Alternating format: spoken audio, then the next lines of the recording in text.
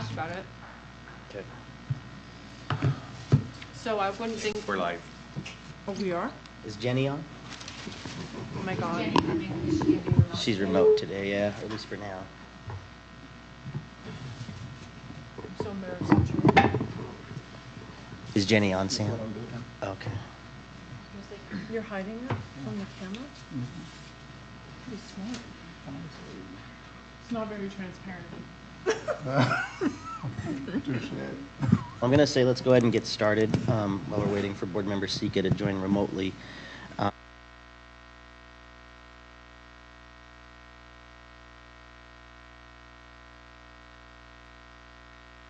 Executive session of the board, and I'll entertain a motion. Brian? On June 18th, 2024, I move that the board go into closed executive session to discuss character, professional competence, or physical or mental health of an individual. 2, the purchase, exchange, sale, or lease of real property. And 3, the deployment of security personnel, devices, or systems. I'll second. All right, we have a motion and a second on the table. Any discussion? Seeing none, we'll start with a roll call vote with Board Member Anderson. Ashley Anderson, yes. Nate Salazar, yes. Mohammed, yes. Brian Jensen, yes. Christine Sweat, yes. Bryce Williams, yes. That motion passes. We'll prepare the room. Thank you.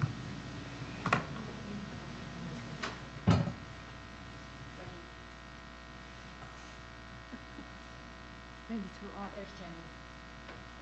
Oh, Jenny's on. Which one are we doing first? It's happening. You want me to go find my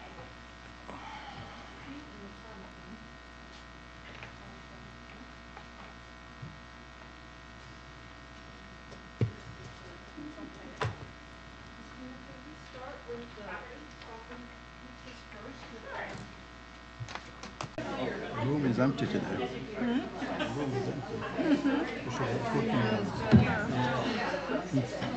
Really? Oh my goodness, yes. How's your family doing? How are you doing? All right, ladies and gentlemen, we're going to go ahead and reconvene. If you could please direct your attention. Thank you so much for being here and for allowing us the extra time that we needed for our closed executive session. We appreciate the patience and you always working with us on that. Just to restate, today is June 18th, 2024. We are here for the purposes of a Salt Lake City School District Board of Education meeting. This will kick off the public meeting element, so thank you for being here. I certainly want to acknowledge our association presidents who are with us tonight. It looks like from SLEA we have Mike Harmon, Vice President, soon to be President. Has that transition been made yet, Mike? Okay, so soon enough. I mean, that's why you went to Africa, right? Okay. Excellent. Well, we always appreciate you joining us and for being here with us. From our classified association presidents, we have Buildings and Grounds President Elio Campo, Child Nutrition President Tanya Slaughter. Thank you for being here. Transportation President Chris Krogh. We mentioned SLEA with Mike and James, who I'm sure is watching remotely from a fly fishing destination. For the Salt Lake.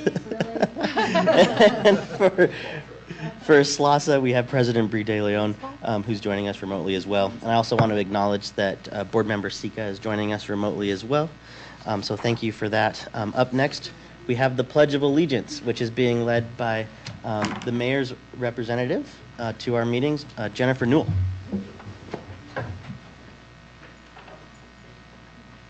I pledge allegiance to the flag of the United States of America and to the republic for which it stands, one nation, under God, indivisible, with liberty and justice for all. Excellent. Thank you, Jennifer, for leading us in the pledge. It's always a pleasure to see you. Item number 3 on our welcoming agenda, we're going to save until after our consent agenda. So it is my understanding through board members' request, 2 board members' request to Vice President Williams and I, that there is a motion that will be read that removes 3 items to the action agenda. I'll entertain a motion now.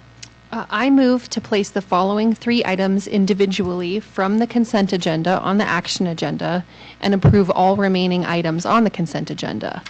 Item 1.UU, VLCM laptops. Item 4B, G20 bullying, cyberbullying, hazing, abusive conduct.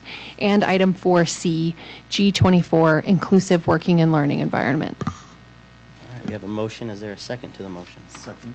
A motion and a second on the table. Any discussion? Seeing none, we'll start with a roll call vote. With myself, Nate Salazar, yes. Mohammed, yes. Ryan Jensen, yes. Bryce Williams, yes. Jenny Thicker, yes. Ashley Anderson, yes. All right, that motion carries, and we will revisit those 3 items that Board Member Anderson noted in her motion on the action agenda. Well, now we're going to jump back up to the welcoming items, and I think we have a really, really exciting opportunity, one, to reintroduce our esteemed business administrator, Alan Kersley, to a new contract for another 2-year term in his current role. So we have, I guess, a ceremonial signing of the contract and then a swearing in of Alan. We have the esteemed Lainey Chapman here with us who will conduct that swearing in. So Alan, do you want to meet me at the front and we can go ahead and get this signed? I gotta find out where I put the blue Yes, pen. Right Oh, here. still- Yeah, I didn't. Right.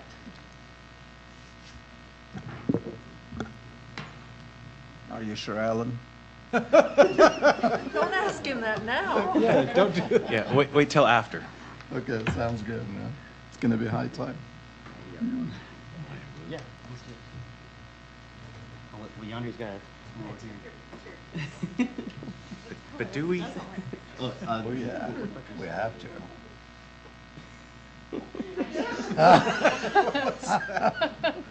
That was one of on the website.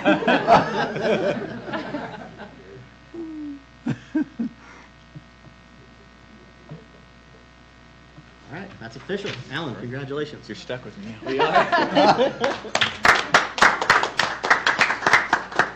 I think you have to wait up here for Lainey.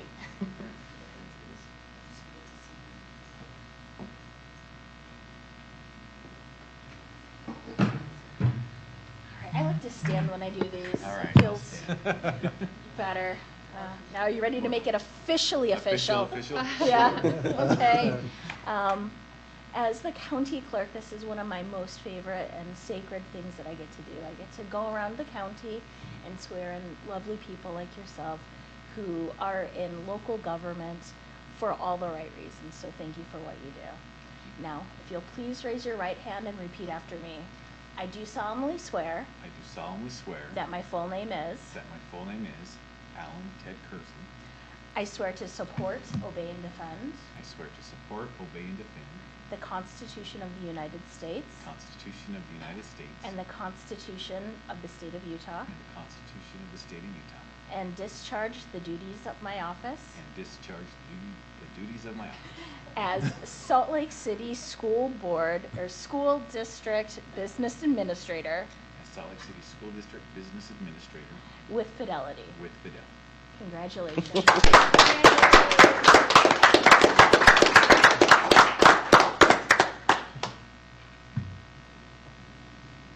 Alan, I'm going to have you do it twice so you can keep a copy. Congratulations. I only got my first one. Thank you so much. Thank you, board.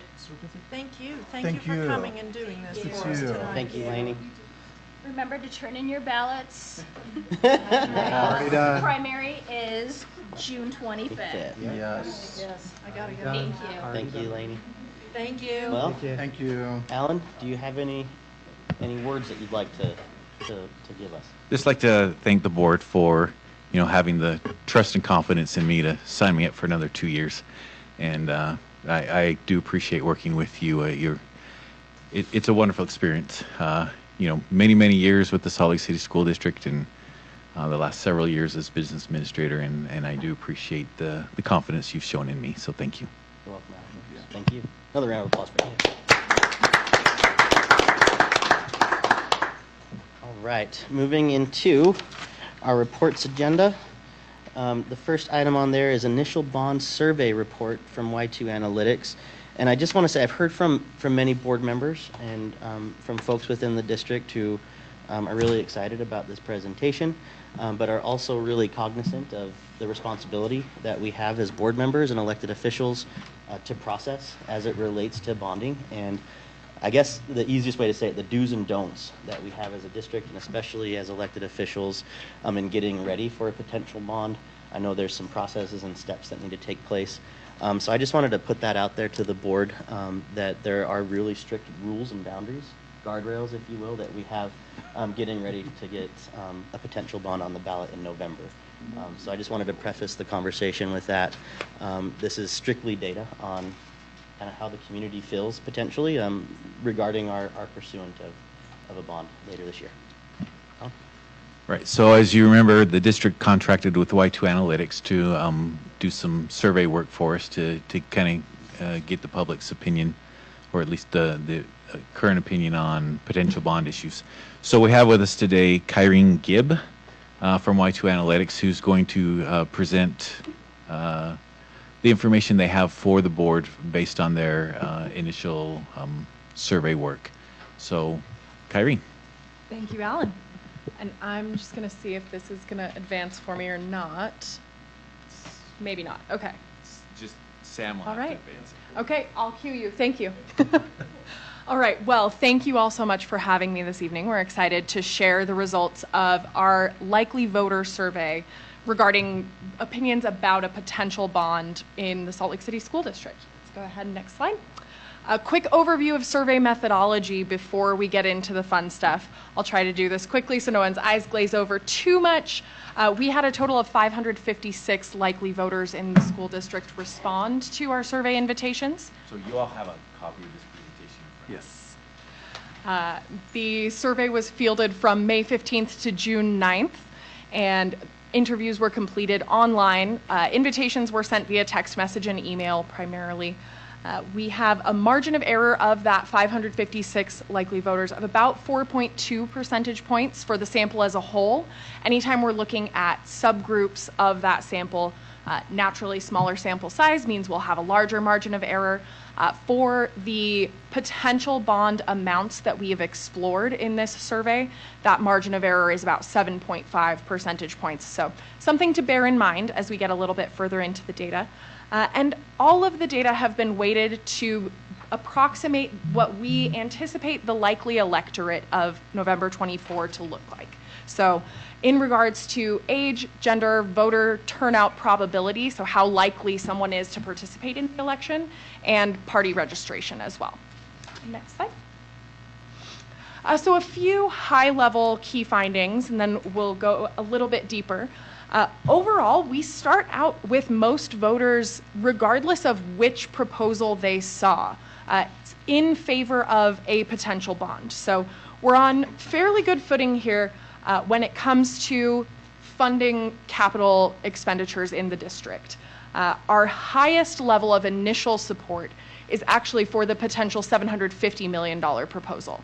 I know, the look on your face is reflected in mine, I promise. But we'll go into the contours of that a little bit.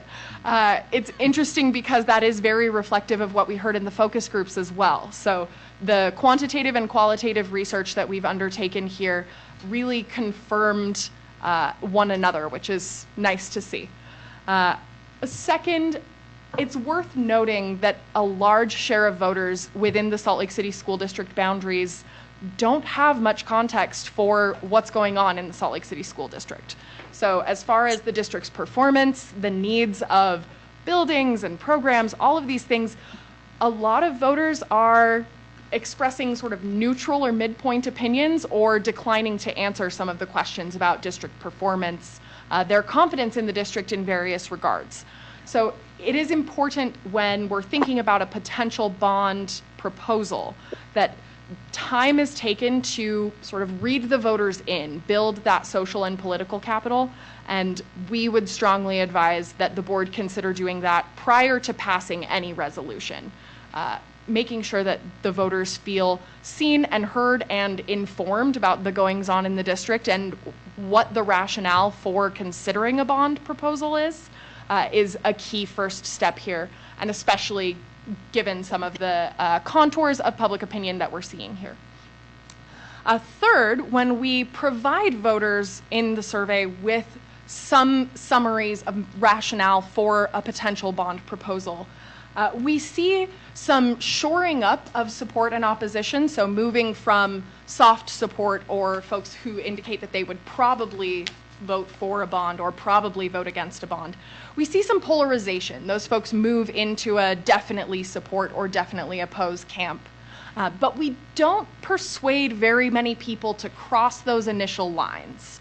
So that would suggest that we're looking at an electorate that, again, while a majority start out in favor, regardless of the bond amount that they were presented with in our survey experiment, there is work to be done to educate some of those voters who might be in that soft, sort of squishy support area before a proposition is put forward to voters. We want to make sure that they understand that rationale so that we are shoring up any potential support for the bond before a possible opposition campaign could sort of erode that. We need to make sure that the district's message is getting out and that voters know why this is a topic of conversation to begin with. It's also worth noting that the strong support shored up for the $600 million and $750 million bond proposals more than for the $300 million bond proposal. So we converted more folks from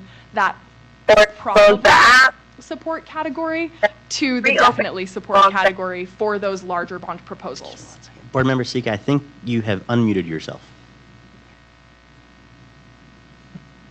Continue. Sorry. Great. No, you're fine.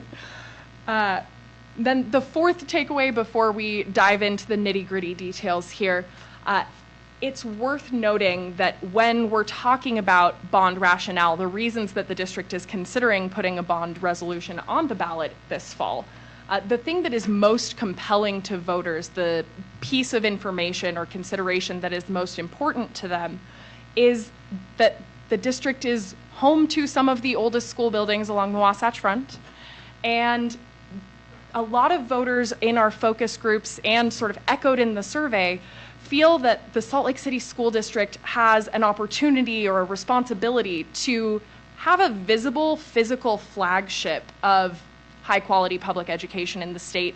And maybe the district is doing itself and its students a disservice by not investing in those capital expenditures at this point. So that piece of rationale, that line of thinking resonated with voters in the district. Next slide. This is just a quick look at the geographic distribution of our survey respondents. They have been geocoded into their respective high school boundary locations as well, so that we can look at some of the contours of public opinion within each of those high school boundaries, especially given some of the considerations around what facilities may or may not be funded here. So, next slide. May I ask on that? Yes, please. Is that representative of the distribution of voters as well? It's representative of the distribution of likely voters. Likely voters? Yes. Okay. Regardless of affiliation politically. Correct. Yes. Can I ask a follow-up question Please. on that? Yes. So we were talking about how they don't have the information to make this decision, and we'll have to figure out how to get that to them. There were three other exhibits that came that I looked through, and I could see that you were asking questions about whether they volunteer in schools, whether they have a family member that's in the school district. Did you ask if they had children in the school We do. district? Yes. I thought that you did. Yes. Okay. Yep. Children or grandchildren living within the Salt Lake City School District boundaries, and whether they are enrolled in Salt Lake City District schools as well. I saw the grandchildren, so the children were in that same. Separate question, but yes. Yep. All right, next slide. Getting into some of the questions specifically regarding voters' attitudes about Salt Lake City School District. At a high level, we initially ask voters whether they feel or what their impressions are of the district's educational quality. So the quality of education that the district is providing to students in the Salt Lake City School District. We have 49% of voters who indicate that the district, or at least based on what they know or have heard, that the district is providing an excellent or good education. Another 31% offer the district a fair rating, and 14% offering a poor rating for educational quality off the bat here. Just 6% saying that they don't know, so we have some context to answer that question among the voting public. But when we ask whether they feel the district is headed in the right direction or the wrong direction generally, we're starting out upside down, political capital-wise, with more than twice as many voters suggesting that the district has maybe been headed in the wrong direction than the right direction. 18% of voters saying that the district is headed in the right direction, and more than a third of voters indicating that they don't know, they're not aware. I think it is difficult to approach a question like this without looking at the historical context of past leadership and current leadership, thinking about the broad narrative that the public has heard about the Salt Lake City School District over the last couple years.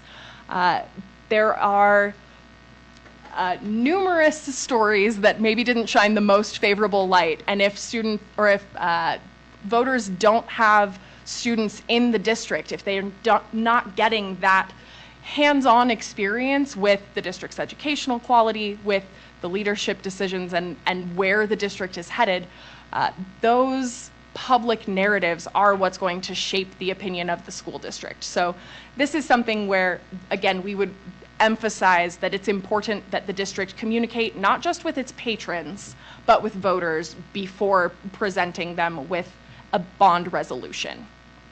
Next slide. When we ask voters what they think of the facilities in the district, the school buildings themselves, we have 45% of voters who offer an excellent or good rating, 39% overall who say that the buildings in the district are about average. And when we look within those high school boundaries, those who live in the East High School boundary are most likely to say that the facilities are excellent or good. The Highland High School and West High School boundary resident voters are less likely. We're looking at 45 and 41% respectively of voters offering an excellent or good rating there, with, again, the bulk of voters saying that buildings are probably about average, but we have somewhere between 5 and 10% in each of those geographic subgroups who aren't aware, who decline to express an opinion either way. That large share of voters at the average mark and that significant share that are declining to express an opinion, again, I think really emphasize the need to make sure that any rationale for considering a bond proposition is well articulated. Next slide. There's a lot of information on this slide, and I don't want to beleaguer it too much. This is, in voters' own words, what they see as the top issues facing the Salt Lake City School District today. The interesting thing to me looking at this is that there are very few comments, and these are pulled from the whole sum of the comments we received, using things that were illustrative of themes that we saw. And there are very few that are pointing to capital needs, to the actual facilities or school buildings. So in order to provide that rationale, to ensure that voters are thinking along the same lines that the board is when considering a bond proposition, bringing that concern, the concerns about the school facilities in the district, to the forefront of the conversation is going to be particularly important. Next slide.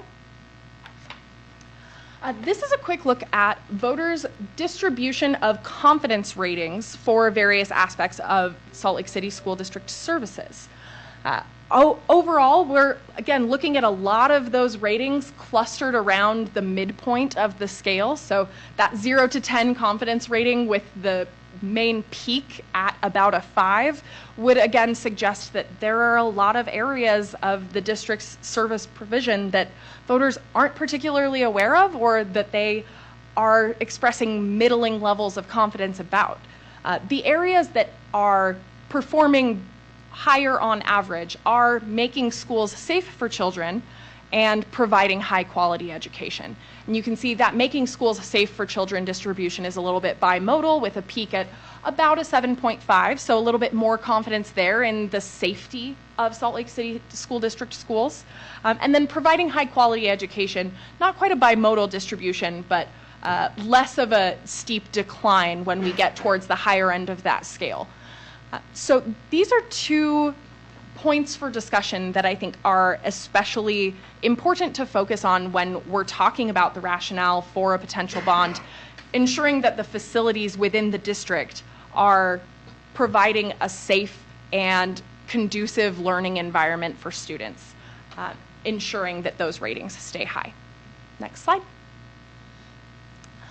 When we ask voters directly how they feel about the district's potential need for additional funds to rebuild its schools and meet both current and future needs, we have a majority, 60%, who say that they agree that the district does in fact need additional funding to rebuild schools. When we ask voters, however, if they have confidence in the district to manage tax dollars responsibly, we're looking at a less rosy picture here. So again, making sure that the board and staff are building social and political capital before going to voters with a solid question, I think is going to be particularly important here when we're looking at basically an even distribution of folks who agree and disagree that they would or would not trust the district to manage those tax dollars responsibly. Next slide. So a brief explanation, go ahead to the next one here, of our survey experiment design.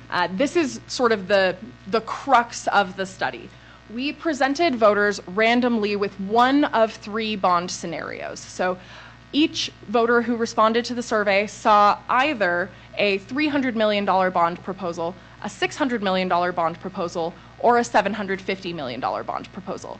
This is critical because when voters go to the ballot box, they don't have a range of options in front of them. And we want to make sure we're simulating that voting experience as closely as possible when we're studying potential bond viability. So each voter had a chance to vote for or against within the survey one specified proposal. Next slide. This is the draft legal bond language that we used in the survey, again, simulating that voting experience as closely as possible for voters. So the $300, $600, or $750 million bond proposal with their respective household and business property tax impact numbers. Next slide. So looking at the contours of initial support here without any additional information other than the bond language itself, we start out with a majority of voters in favor of each of these bond proposals. So those who saw that $300 million bond proposal, we have 56% who start out in favor.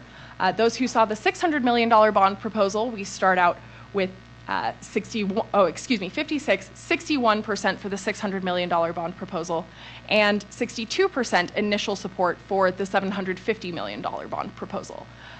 The pieces that I would point to here are the share of voters in that probably versus definitely for or against category. So when we're looking at potential bond viability, what we really want to see is with outside the margin of error levels of initial support. So we have a majority that exceeds the margin of error as far as support goes for both that $600 million proposal and the $750 million proposal. Again, our margin of error for each of these subgroups is about 7.5 percentage points. So that 61 and 62, we would be still retaining a majority of voters' support should that margin of error turn against us. And the other piece that I encourage folks to look at is the ratio of definite support to definite opposition when we're starting out. So in this case, the $750 million bond proposal the definite support share outweighs the definitely vote against share by more than 2 to 1. So that suggests that that $750 million proposal is starting out on relatively sure footing when we're looking at, if we don't persuade any of those folks who initially are inclined to vote against a bond, or if everyone who says that they will probably vote against a bond is persuaded to definitely vote against, we're still looking at a stronger starting position for that definitely for camp. That also suggests that there are some folks out there who could be cheerleaders and spokespeople for a potential bond proposal. So once a resolution is passed, your role as board members is significantly restricted, and making sure that there are folks in the public sphere who can go beyond describing the rationale and the district's need for those bond funds and sort of plead the case in the public sphere is important. And that 19% compared to the 8% on the other side of the scale is reassuring in that regard. That said, we are starting out with significantly more hesitant voters than we are sure voters in either case here, regardless of the bond amount that they were presented with. So definitely, again, a need to get out, communicate with voters, make sure that folks understand the rationale for a proposal. Next slide. When we ask voters in their own words why they would start out in favor of or opposed to a potential bond, the areas that voters sort of congregate around for support really hinge on the need to make sure that there are safe and adequate schools for students to receive a high quality education. That is something that's pretty visible. Folks who have any experience with the high schools in the district are at least some degree aware of how old those buildings are. Some of the needs are more readily apparent than others. But when it comes to the things that give voters pause, the concerns that folks have that might lead them to vote against a bond, it really comes down to the public spending and tax landscape, which is largely outside the district's control. There are many other taxing entities that the district doesn't get to necessarily negotiate with when we're talking about tax increases. So the overall cost and economic conditions are really the largest uphill battle that voters are initially identifying here. Next slide. We look at the contours of support and opposition within some subgroups here, and I'll move pretty quickly through these. We see some consistent patterns. Those who do not have children at home are actually more likely to support that $300 million bond proposal than are their counterparts with students in the school district.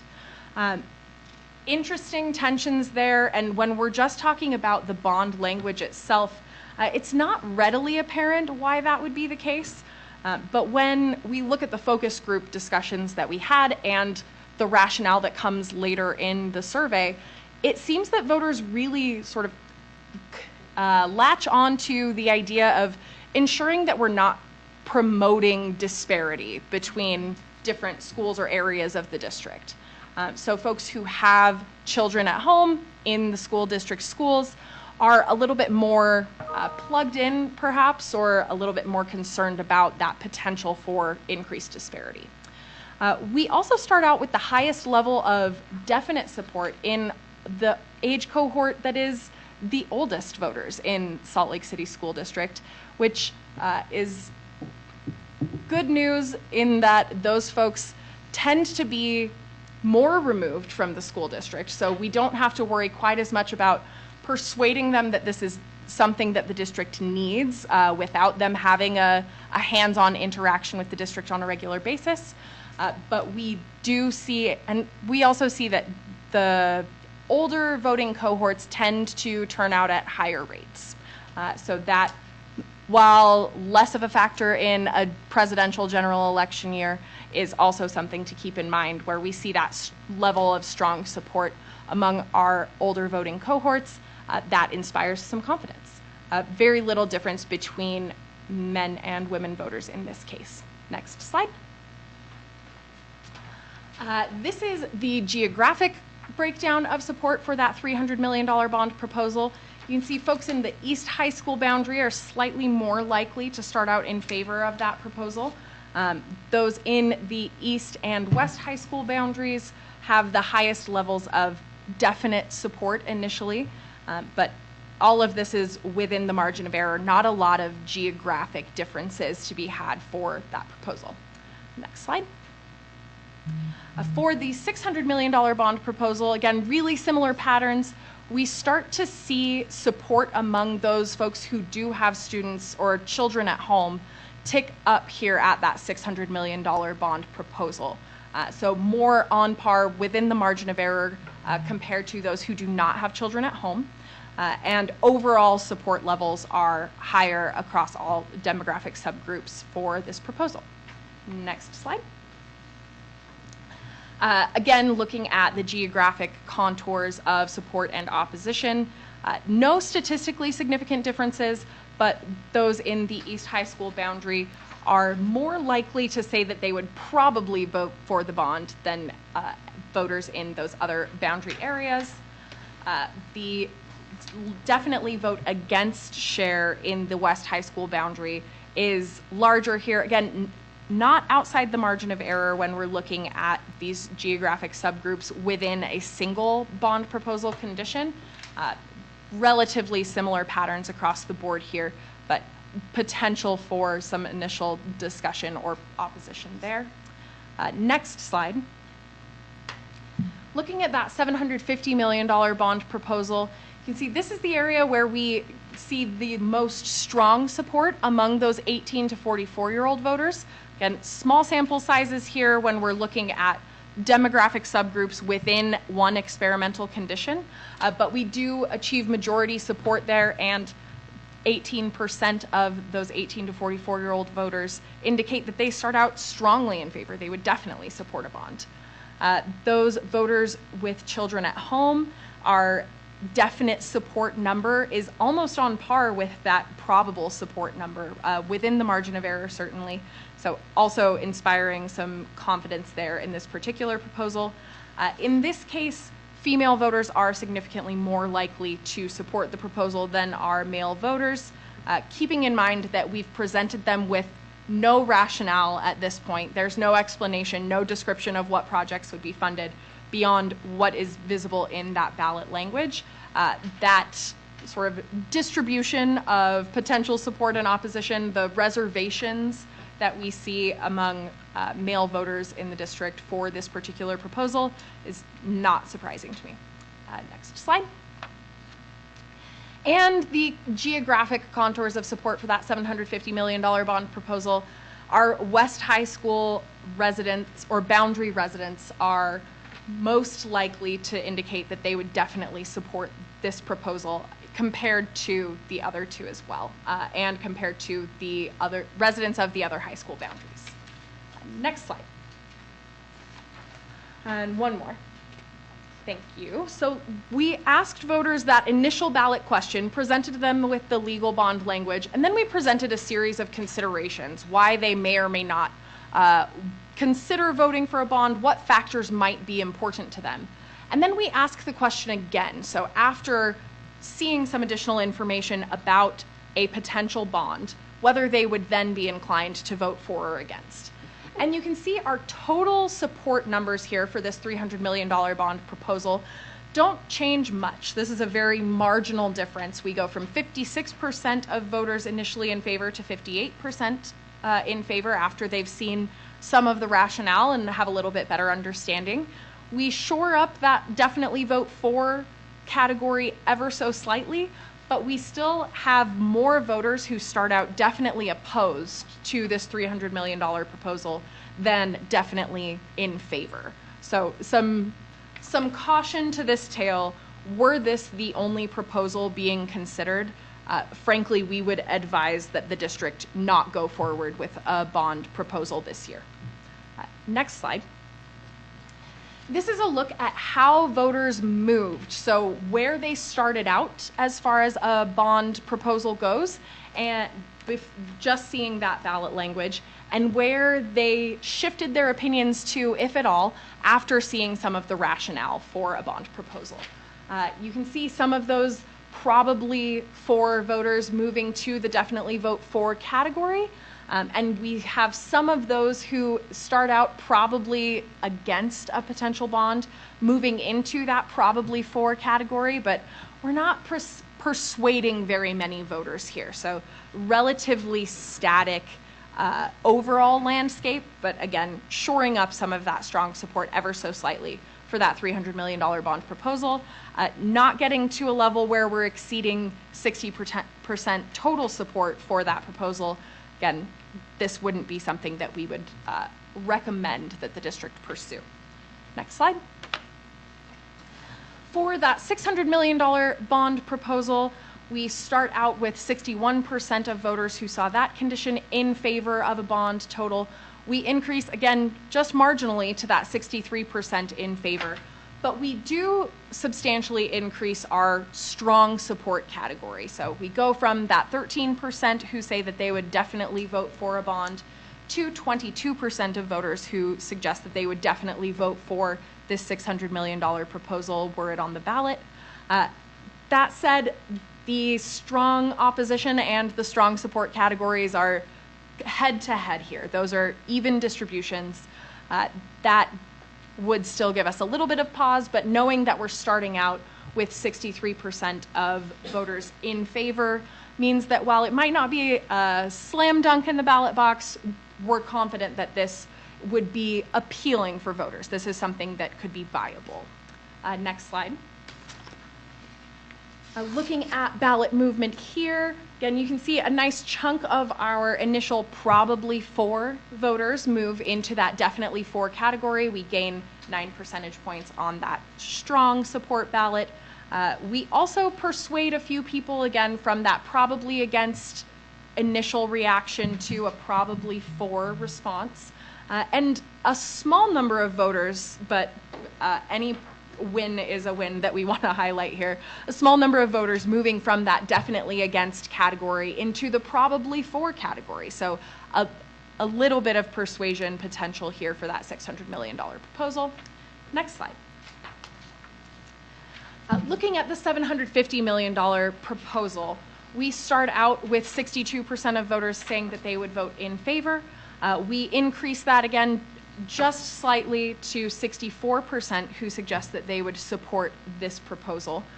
But the thing that is the most different about this proposal and the landscape of the public opinion around it is looking at that strong support category compared to the strongly against the bond category. We have more than a 2-to-1 ratio of voters who are indicating that they would definitely support that $750 million proposal compared to those who would definitely be voting against at this point in time. Next slide. And looking at the ballot movement here, you can see a nice share of voters being persuaded to strong support from that initial soft support category. We have a slightly larger share of folks moving from that probably vote against response to a probably for category as well. So reassuring to see that there is a little bit of movement around public opinion here. But again, the piece that is the most heartening about this proposal is that 29% of voters who, after seeing some of the rationale and specifics about a bond proposal, indicate that they would definitely support such a proposal for that $750 million bond. Next slide. And one more. So this is a quick look at the considerations that we presented to voters, trying to explain some of the rationale for the district considering placing a bond on the ballot. Those first 4 that you see here were the same regardless of which experimental condition voters were randomly assigned to. So voters saw a consideration about the history of bonds in the district, that the last time the Salt Lake City School District passed a bond on the ballot was in 1999, more than 20 years ago at this point. And that was a $136 million bond for new elementary and middle schools. The message about bond money only being used for capital expenses is largely a clarifying description. We want to make sure bond financing is complicated and obscure for most people, and there's a lot of misperception around what a bond and a potential tax increase could fund or should fund in the public sphere. This is really intended to clarify that those bond funds would only be used for capital improvements, for facilities within the district. The age of the school buildings in the Salt Lake City School District was also a consideration that was presented uniformly to voters regardless of the condition of which proposal amount they saw. And this one really did pull directly from our focus group conversations. We heard from that small pool of voters that there is a desire to be at the forefront of educational quality in the state of Utah. And that means having school buildings that look like they're at the forefront of public education in the state of Utah. So that was a consideration that we presented. And then a summary of the district's credit rating as well, assuring voters that the district has access to favorable interest rates and savings over time. The things that varied depending on which bond amount voters were presented with were which projects would be funded and the household tax impact, sort of broken down in a monthly estimate. So those household tax impact numbers tend to be the area that voters focus the most. When we're talking about overall bond amounts in the hundreds of millions of dollars, most voters are not interacting with those sums of money on a regular basis. What they are interacting with is $100 versus $200 versus $250 per year, or $10, $20, or $25 per month. So we wanted to make that a little bit more tangible here. Next slide. So overall, looking at those four messages that were consistent for each condition, you can see the most important consideration in the aggregate by a narrow margin is that clarification message, the explanation that bond money can only be used for capital expenses to fund the construction improvements of physical facilities in the district. That said, when we look at that very important category, the condition or the consideration that voters pointed to as the most important overall, when we look at that very important response, is the relative age of the school buildings in the district and the gap in that opportunity to be a flagship school district from that physical perspective. Next slide.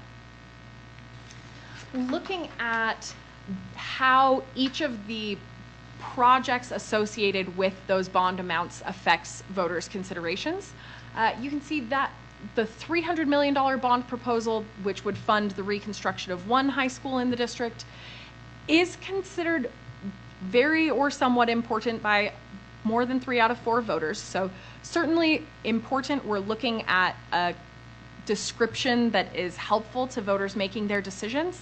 But when we look at the $600 and $750 million bond proposals, that very important category, again, significantly outweighs that of the projects that would be funded at the $300 million level.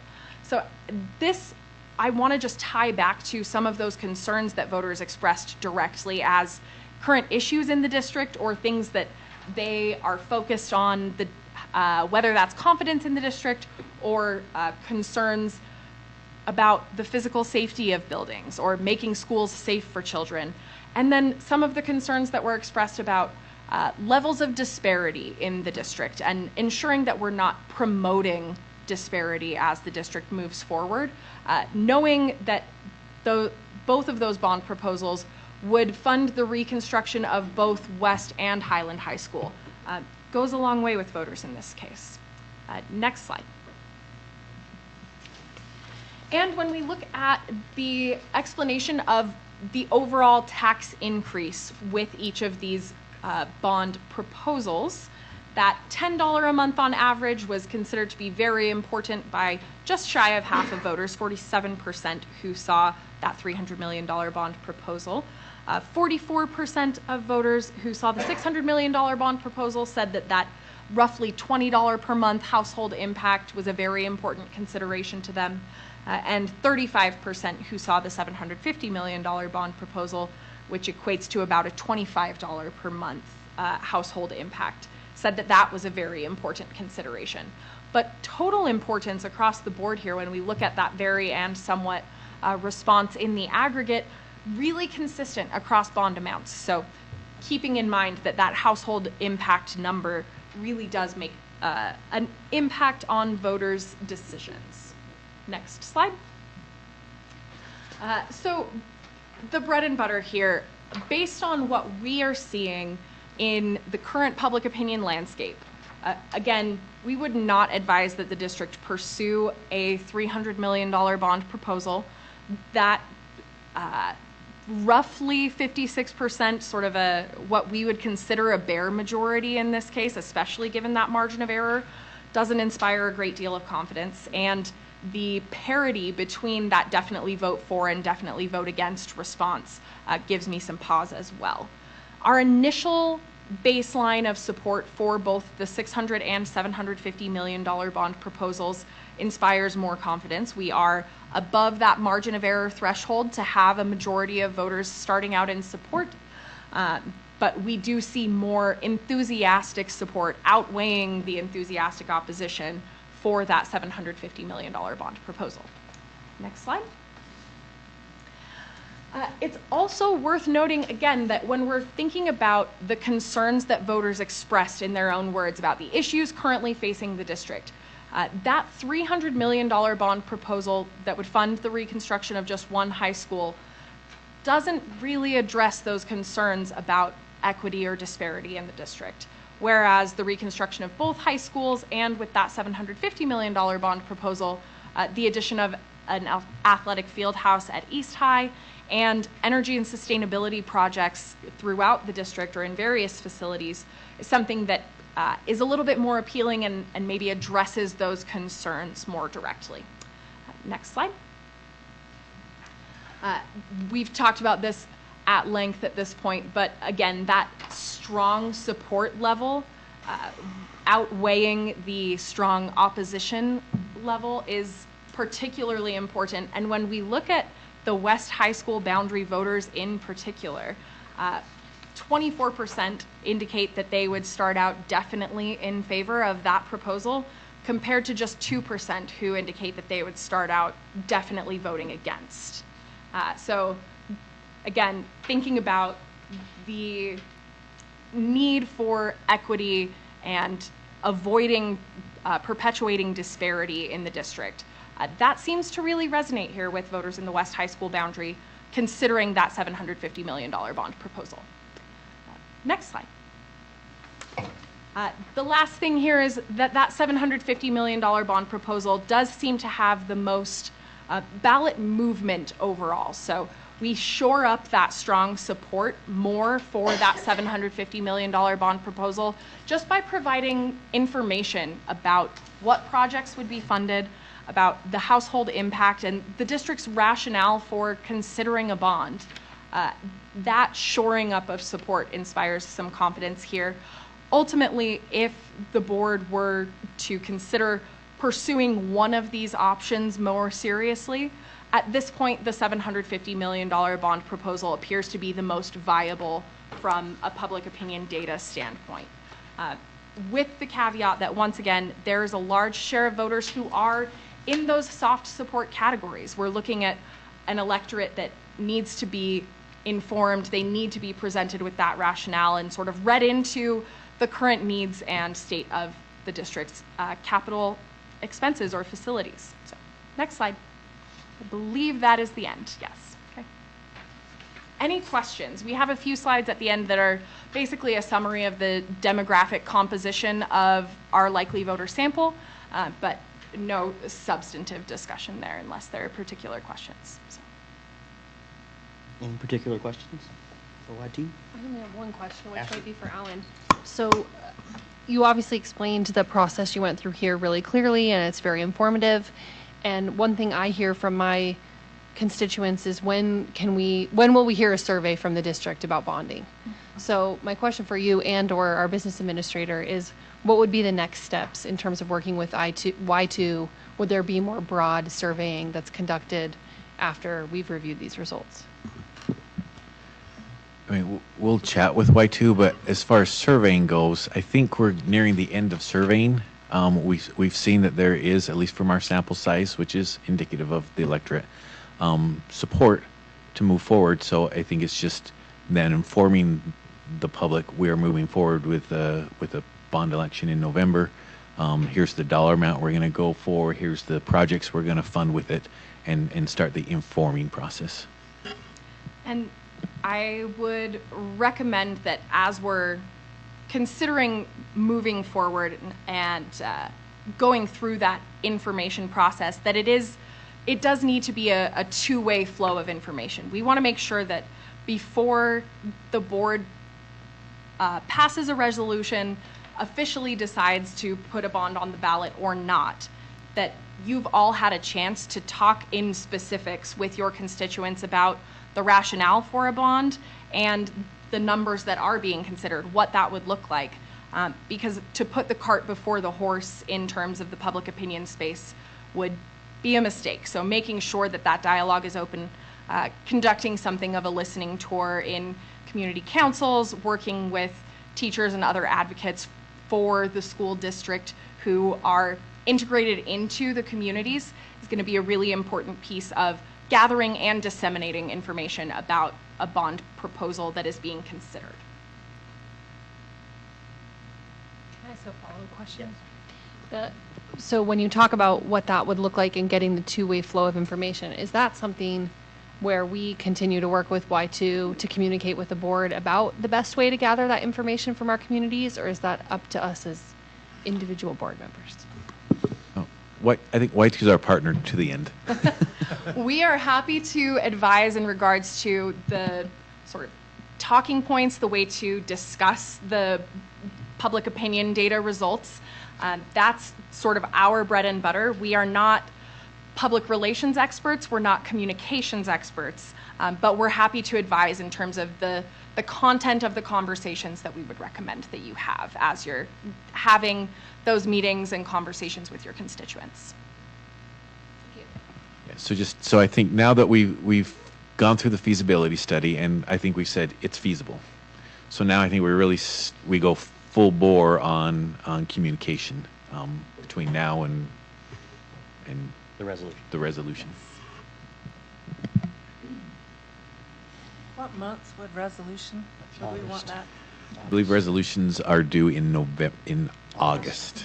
Yes. For the November ballot. See, November was in there for a reason. Yes, so those resolutions have to be passed, I think it's 60 days before ballots are mailed. So that puts us in August for ballots to be mailed in October.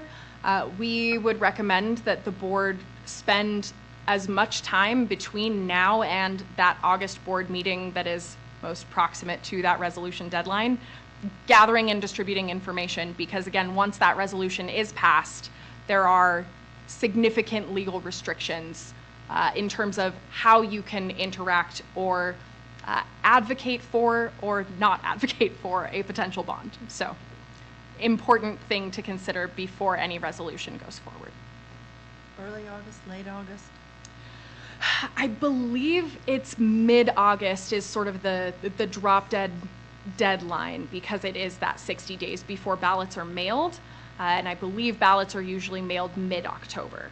So we're basically looking at about a 2-month process to open that flow of dialogue between the board, the district at large, and the constituents, likely voters. So. Do you have a question? No, I'm brainstorming how we can get this out. Okay. Well, I think those are certainly some upcoming discussions that I'm sure we'll be having as a board. And if there's no other questions from the board, thank you so much, Y2, for all your efforts. And oh, Brian, sorry. So I imagine you have consulted with other school districts. So do you have recommendations on this process for disseminating information, gathering information? Have you develop some sort of a timeline or procedure for Again, accommodating this? yeah, so we are not public relations experts, but based on our experience working with other districts and seeing what has been successful, we would recommend a number of public meetings, again, utilizing those local community councils, working with teachers and those parents or district patrons who have students enrolled in the schools, making sure that those folks who are closest to the district are well informed and can be advocates within the community is sort of the high level process we recommend. We're happy to work closely with Yandri going forward to help refine what that looks like based on past experience, but I will absolutely defer to the experts in that space and could recommend some consultants there if that's of interest. Thanks, Brian. Thank you, Y2. We appreciate the time and the effort. you. Thank you so Yeah, much. thank you very much. Thanks. I like this. All right. The next item on our reports agenda is the Rosland Heights field update. Alan? I'd like to invite Isaac Astel, our Executive Director of Auxiliary Services, to come forward.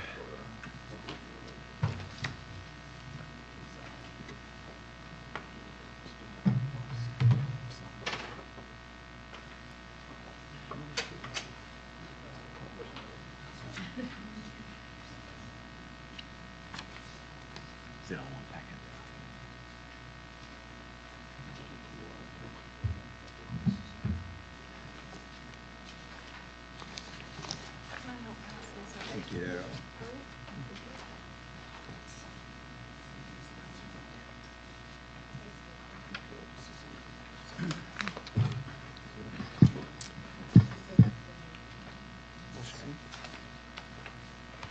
Am I supposed to get 2 things? There's 3 things left. Oh, there's enough here.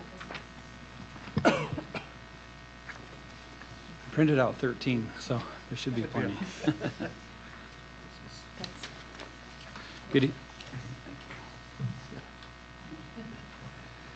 Good evening, and I apologize that I'm giving you handouts instead of having time to preview this stuff beforehand.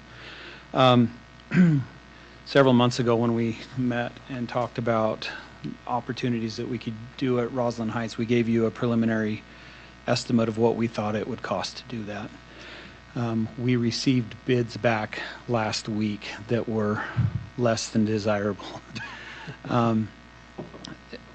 What we did is once we presented to you as a board the opportunities at Rosland Heights, we then did some public outreach and got a lot of input, and then met with our architects and came up with the design that we have. This design adjusted kind of some of the areas. If you remember, we had the tennis courts in the northwest corner.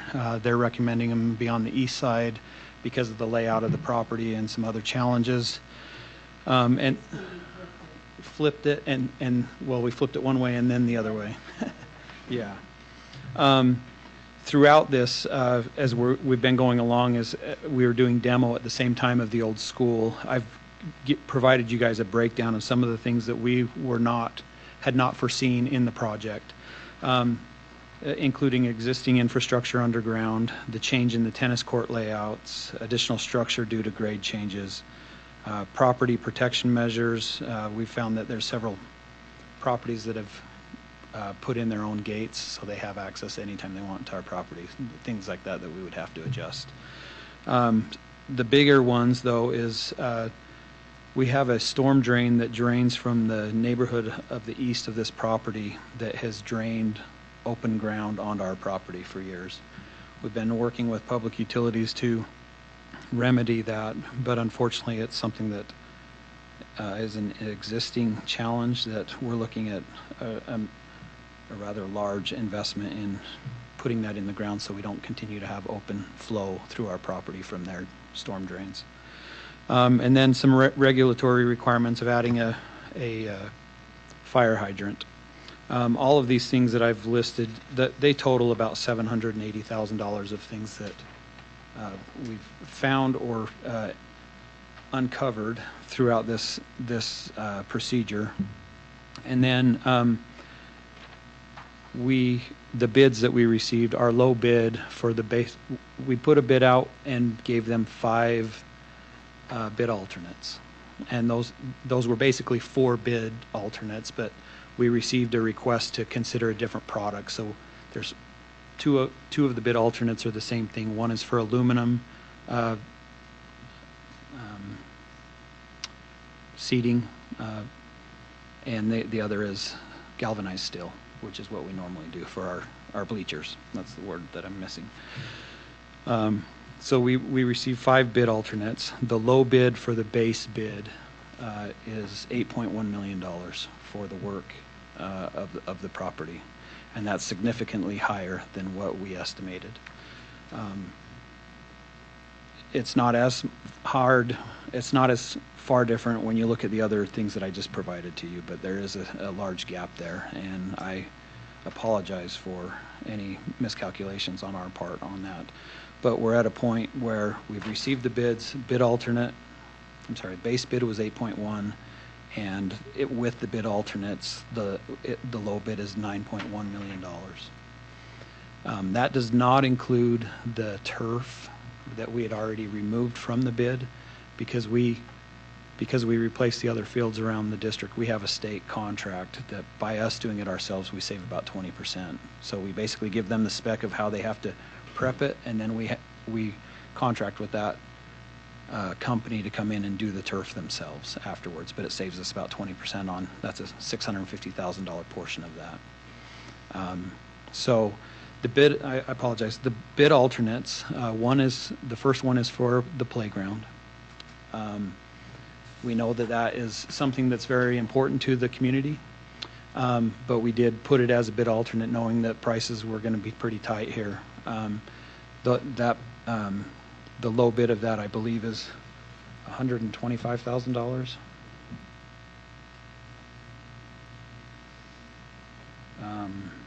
Sorry, let me go back. $125,000. The other bid alternates were lights for the soccer field, which the low bid was approximately $340,000. The next bid alternate was for lights for the tennis courts, and that's at $175,000. And then the last one I mentioned, the galvanized versus aluminum bleachers, the one that they thought was going to be cheaper actually ended up being more expensive. So the low bid for the galvanized steel is bid alternate's $170,000.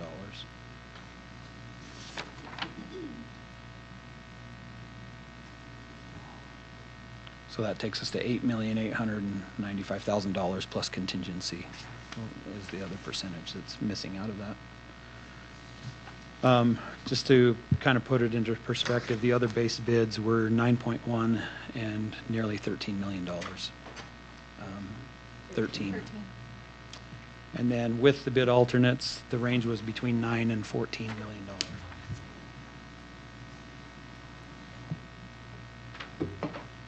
The other thing that I provided to you is just a layout design of kind of showing what the team property, or I'm sorry, the facilities, team facilities and the public bathrooms would look like, along with a layout of the other amenities of this project. But it is $2.8 million higher than what we had originally shared with you guys. Then I just want to add, so going back to our budget discussion, so our budget for next year, we anticipate our fund balance for capital to bottom out at just a little over $20 million, and then continue to grow about $5 to $8 million per year after that, because there's no other outstanding capital projects that have currently been approved. So we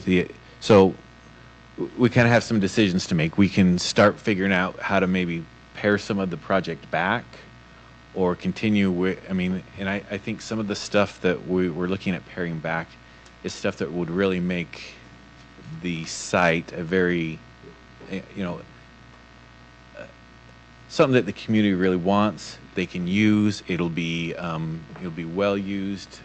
And I just worry that if we start nickel and diming the project, then we're going to always wish, boy, I wish we would have put lights on the field, because it would have been cheaper to do it up front with the initial construction than try and add them later on down the road.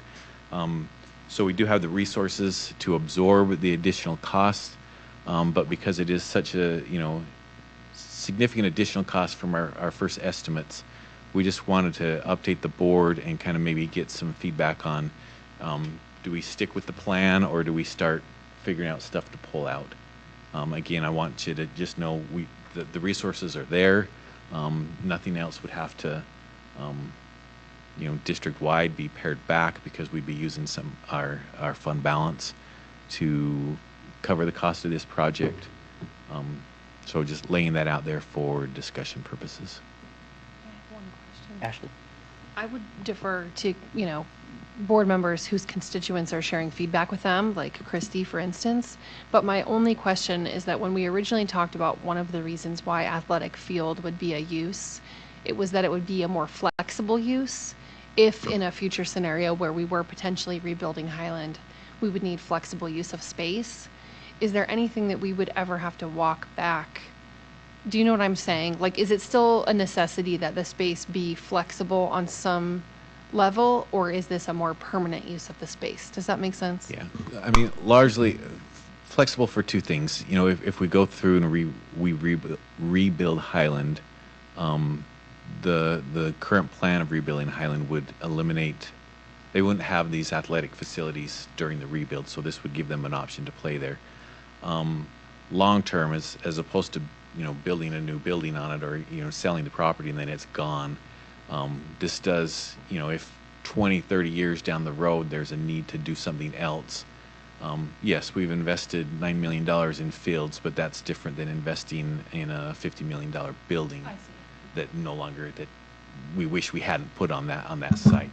So it's not that the physical space needs to be flexible so much as financially it's a more flexible investment over the long term, and it does serve the immediate use of potentially field space. Okay, that clarifies things for me. And to my original point, despite wanting that clarification, I would obviously defer to people who are hearing the most about this and the desire that this space be used by students and be productive. So I'm open to hearing what others have to say, but would be generally supportive of what that community is wanting to do. Christy, do you have any things to share? Thank you. I appreciate it. Thank you for the information. I think that I just want you to know,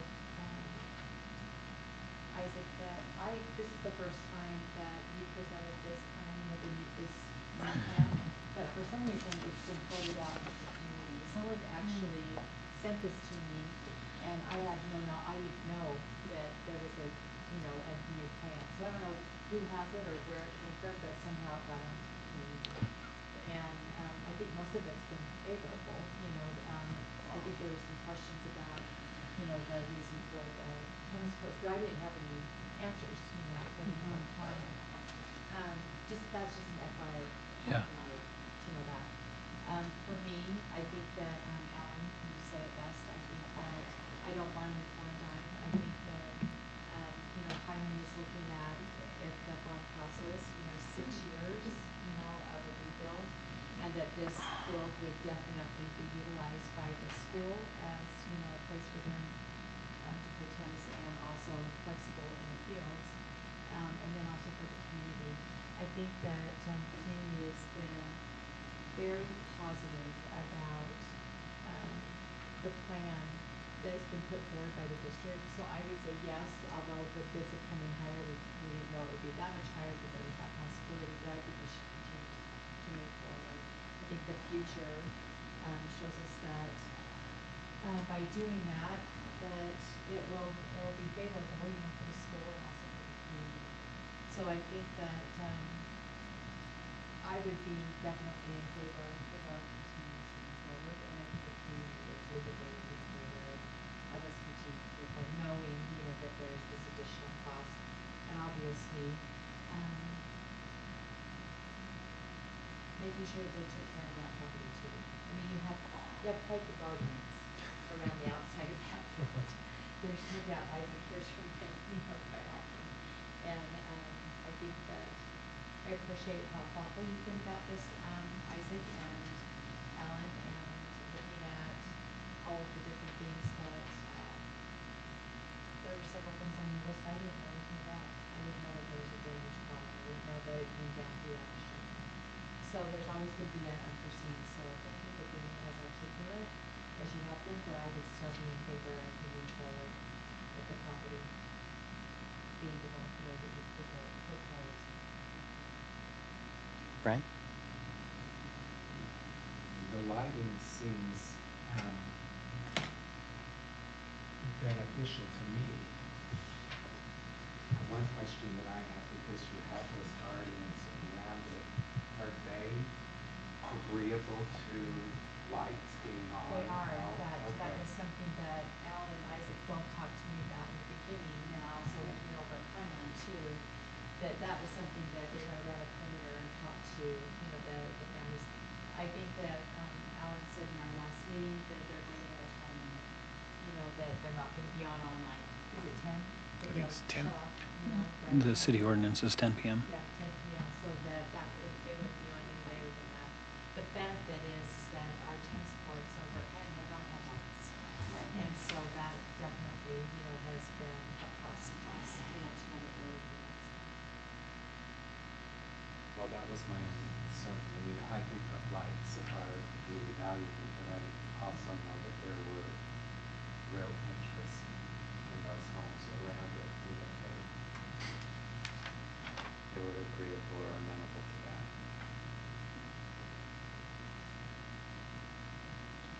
Again, I mean, construction costs have been hard to peg until we actually get the bids in lately, just with the inflationary increases in there. But it's kind of the world we're living in right now. Good that we have the resources to take care of this one and move forward with project as planned. I think it'll be I'm excited to see it done. I think it's going to be an awesome facility. It's a huge investment. I can't emphasize enough, and I hope you know this, Isaac and Alan and the board, that the community recognizes the investment, that we are making into that building and into that property. And it is a great for the community and great for the school community too. So, Could I share one last thing? Sorry. I was just going to say, this is a different process that I'm used to, and we will be doing this differently going forward in that normally what I've done in the past is we work with an architect to provide some plans, and part of that service is that we get a professional bid estimate rather than us doing it in-house. So my intent is that going forward, we'll have much better estimates rather than us saying, okay, well, on this last one, we've spent about this much, so putting that on a piece of paper. But we'll look at that much closer and provide you guys much better, accurate estimates in the future. you might not be able to answer this question, but this was a question that was posed to me, which I can answer. Is do you think that there is a definite higher cost to build in the city than it is on the outskirts of the city? I think that's a pretty safe answer of yes. I mean, there's certain places around the valley that are definitely more expensive, but yes, that's one of the challenges. I have a question. So I do see there is a lot of tennis courts in there. Now we know pickleball has become really a big thing, and I'm 100% sure I'll be receiving calls about that, So I'm just wondering, why aren't we having one of those in there? So this came up when the plan was first, when we got public input and Yeah. pickleball courts came up. And I'll say what I said then. We don't have a high school pickleball team. We have a tennis team. But we have a community. Now, once we rebuild Highland and tennis courts are placed back at the actual school, then we can have those discussions of is there a better community use for those, since they'll be playing their tournaments back at the high school. But for now, we need it to be tennis courts because we have a tennis court or a tennis team. Sounds good. Thank you. When high school activities sanctions pickleball, then we'll be having this discussion. Well, now that you said it out loud, Yeah, I mean, soon. it's coming soon. And I'm sure Pickle the dog is really excited about it. I have one question for both you, Alan, and Isaac. Is there any kind of PA system that's going to be added to this facility? I get a lot of calls from other high schools that do have PA systems when there's tournaments or games, and folks, depending on the noise level, certainly have some things to say about that. So there isn't one designed. There's electrical in locations where we could add a temporary system if there's a large enough event, but that's not, we're buying equipment to install there for this. It's just a scoreboard. Okay. Appreciate it. So I think it's the general consensus to Or move forward direction. with the plan. Yeah, go build. Stick with the plan. It's the good plan. Have your direction. Thank you. You know what, Christy, also, this went out to bid, and I'm assuming that's where somebody got a copy of it, because the only people I'm aware of that had copies are myself, Alan, our purchasing staff, and Todd. So I'm sure it was put out on U3P for the bidders to bid that, so I'm assuming that's where it came from, but we'll follow up on that. Yeah, I apologize. We'll see what else we can do to protect that. Thank you. Thank you. Thanks. All right, moving on in our agenda, we have a study session. Specifically, the first item is specific to the strategic plan update, review, and revision. Superintendent, will you please introduce this? I will, and you have a number of materials there with your board agenda on the strategic plan. Come on up. I'm going to have the pillar leads come on up here, if you would, and sit up front.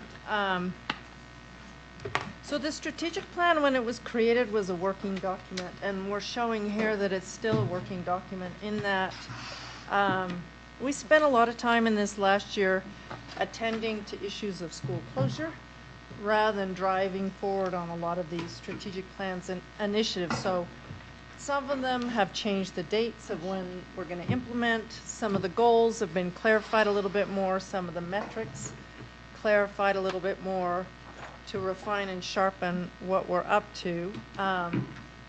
Sandra has kindly been the one helping get the document in shape for your review, and is leading this conversation here with the pillar leads. I've asked them to give just a 1 to 3 minute update, 3 or 4 minutes at the most, update of about the changes.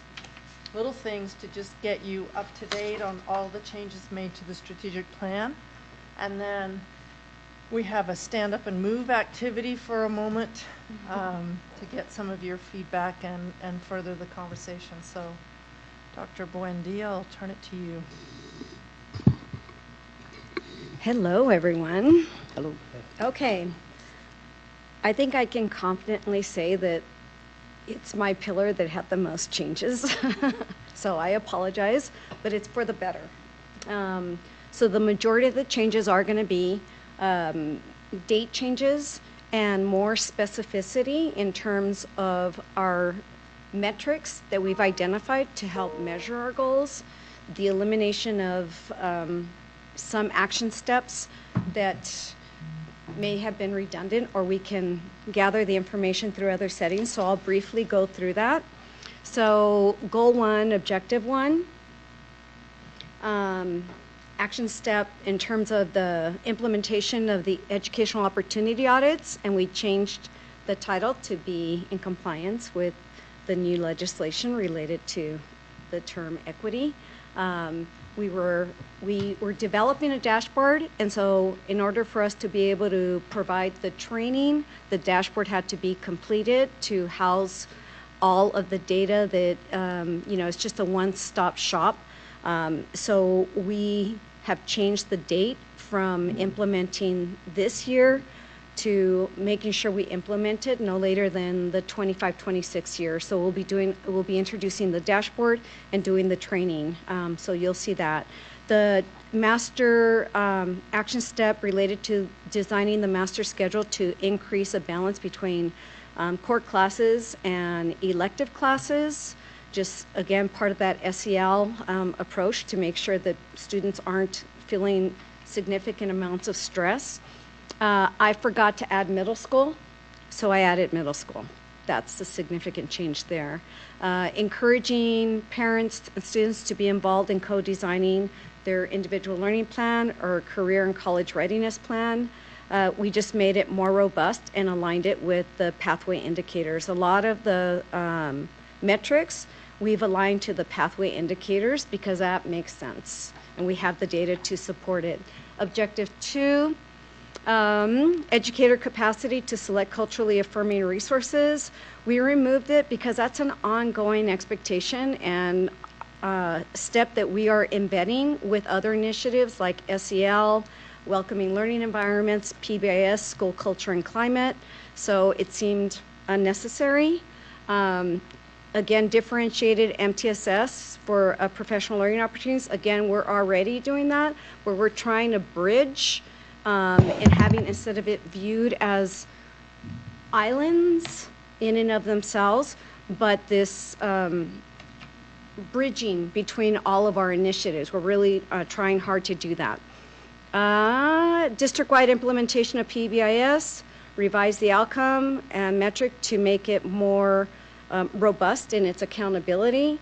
The district-wide implementation of SSC delayed the implementation due to developing a new protocol, and somehow I moved it, but I'm going to say it. I must have forgotten a page. The other thing that we've done is we've eliminated the SEL student survey because our students, the feedback that we're receiving is that they're surveyed to death, and it didn't yield the information we were hoping for. And so if it's not going to yield that, then the tool is wrong, and so we eliminated that. We're recommending it. Of course, this is all upon your approval. The other major change is we're at a different stage of implementation of our SEL priority. And so the 40 minutes of explicit SEL instruction and skill building was intended to ensure that we were dedicating time. We're way past that. It's become boring, honestly. And so when things become boring and repetitive, and we're trying to find new curriculum to address the concerns that teachers and administrators and students have, we are recommending removing that requirement because, again, we're making sure that there's a crosswalk between SEL, PBIS, MTSS, and the Dignity Initiative. And so we're just kind of threading all that together and supporting schools in relation to that implementation. And I hope I made my goal. Yep. So I'm going to be really brief. I just kind of want to talk about one of the goals that we continue to add some clarity around, and then one of the changes that we made. So I'd like to talk a little bit about our goal 2, especially our goal to engage students in academic discourse, productive academic conversation. And when we define that, what we really mean is that we want students to be able to use their knowledge and gain their knowledge through language to build up their ideas in a discipline. This is an evidence-based practice. We had Dr. Jeff Zwiers come in last August 2023, and work with all of our teachers at all of the grade levels and talk about how this practice will increase student engagement, content learning, creativity, and agency in student learning. And as one of the other things that we're working toward is personalized competency-based learning in the district, this is a strategy that will help us get there. It will be one of the pieces that will help students develop those skills and knowledge. Part of this is asking really meaningful questions. It's giving students opportunities to be structured as they elaborate on their thinking and adding to their learning. And it really gives them structures for all of the ways that they are literate. They're speaking, reading, writing, and listening. And as part of this, we have talked for the last couple of years and then really integrated it into this, the idea of creating a language objective along with our content objective. And a language objective would be something that sits alongside the content learning objective to really talk about what it is the student's going to need to be able to do with language to meet the goal of the lesson. So I have two quick examples to kind of make that a little less shady. So in elementary school, we have a science standard that we want kids to know about matter, having three forms: solid, liquid, gas. So the content piece that we want them to come out with that is that there are three forms. They're all different. One you can breathe, one you can drink. I don't know. I can't give a good example. But the language objective would be, what one did I miss? Solid. Chew. Oh, that's right. Yeah, chew. Yeah, I sit next to somebody often who chews ice and makes me crazy, but that's it. A little PTSD there is fine. But the language might be that students will be able to orally describe the difference between each of those three states. That would be the language objective. What are you going to do with the content that is either speaking, reading, writing, or listening? In middle school, we have a social studies objective that talks about demonstrating the understanding of the geography of the interdependent world that we live in. That's a really big, broad one. It kind of changes year to year with the content. But one of them would be to show how, in colonial life, how it was affected by geographic features using a map.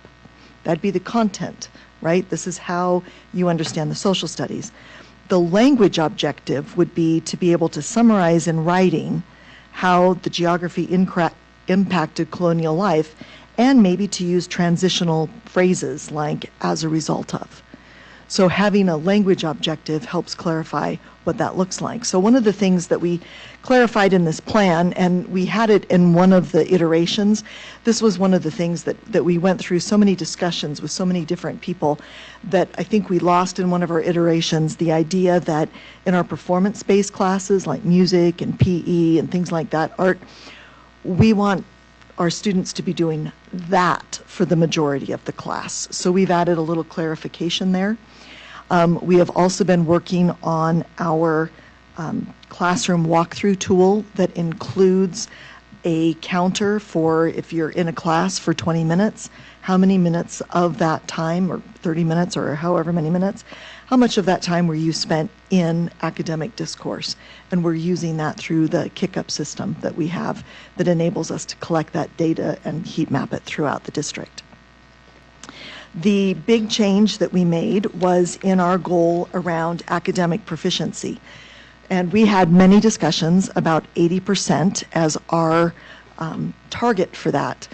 And as we have been working with MGT, especially looking at literacy very hard, the consulting group MGT, they pointed out to us that our two highest overall districts are at 56, 57%.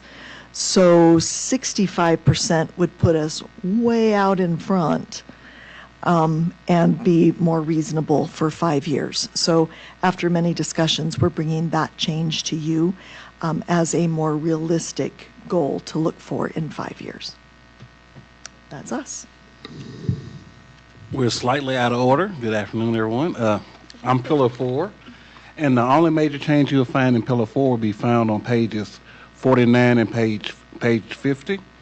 It looks under CTE, Career Technical Education, and the number of kids who will be participating in pathways. We changed the implementation year from the year after next to next year, 24-25, as well as the metrics for measuring those completions, those CTE completers.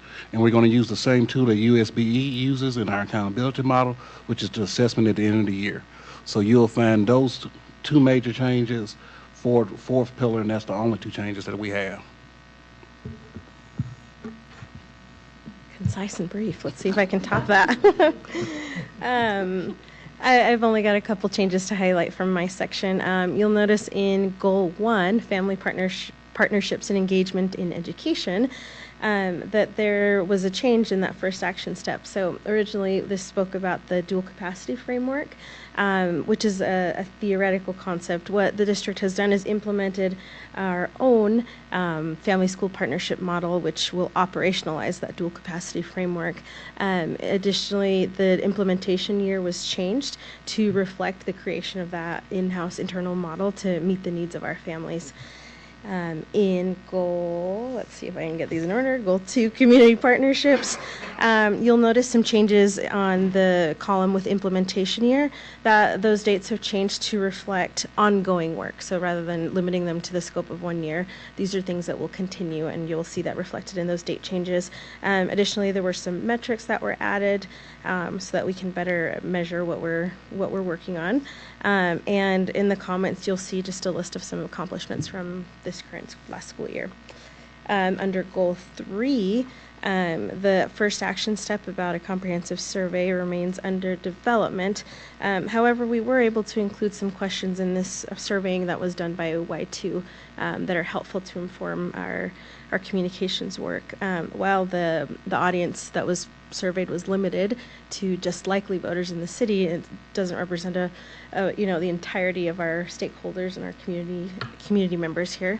It is helpful, and we'll continue to work to do that. The other thing we've been working on this year is really trying to develop a more strategic approach to highlight our student and staff accomplishments throughout the year, as we've been sent good news that we know recurs. We'll see next year. We are working to create a calendar so we can anticipate those things rather than waiting for them to come to us, proactively seek them, make sure that'll give us some time to be able to better highlight and profile the people who are receiving these awards, and that is my update. All right, now time for discussion and moving around, and Ashley offered to help me move. I didn't want the posters to interfere with the beautiful faces around the table being televised. So it doesn't matter. Yep. Wherever. Maybe one behind the superintendent and another one behind board member Williams would be great. And I'll help move as well.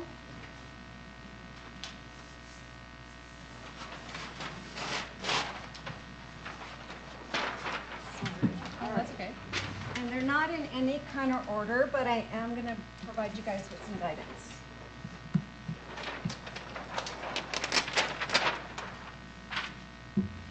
Thank you.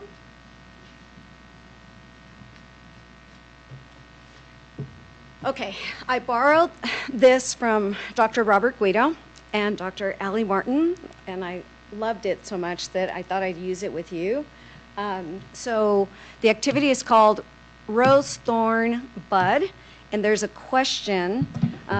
So for example, Rose, what you're going to do for each of these pillars is be able to identify what you like about the change, if there was one, because in some cases there were no changes. That would be the Rose. The Thorn are listing what your concerns are. And the Bud is, what are your wonderings? What are your questions? And so each of you on your agenda have a colored dot. So check your agenda to see if you have a green dot, a blue dot, or a purple dot. You will be joining your buddies who have the same colored dot. And so if I'm correct, it should be, and I'll need to have those of you working with Jenny to maybe, be able to text her, include her somehow in that regard. So Jenny's green. Who else is green? Okay. And, no, I think it's, Bryce might be a green. There were 3 green, because it's groups of 2 and 1 group of 3. Okay. And then blue. Okay. You guys are partners. And purple. Okay, so here are your assignments. So and I'm going to hand out, I'm going to start, if you guys can grab some sticky notes. As a team, yeah, Yep. As a team, you're going to complete.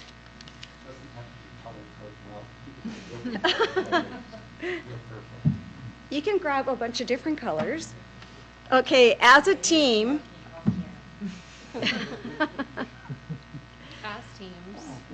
As teams, what you're going to do is work together to answer the questions for your assigned pillar.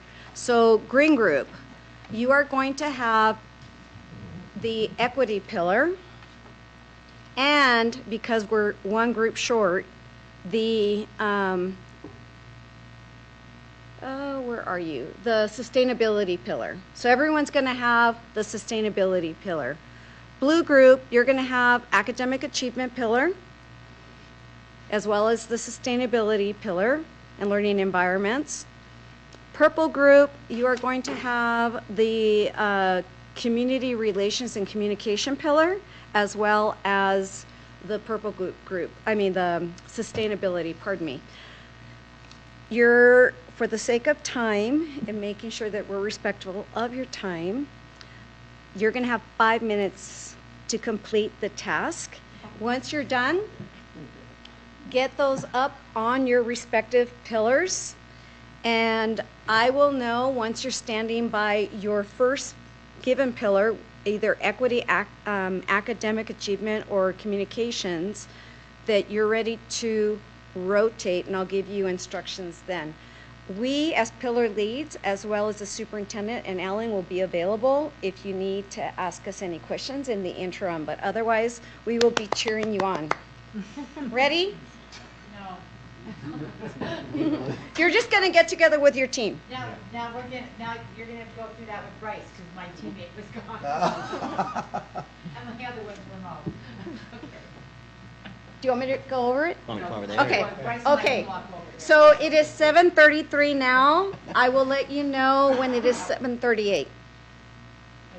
And then we'll switch, Sandra, will we just switch maybe once? Yeah, we can. Perfect. Hey, tell Bryce. Yeah.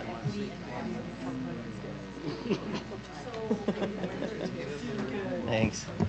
Okay, so you pulled it up on yours, okay.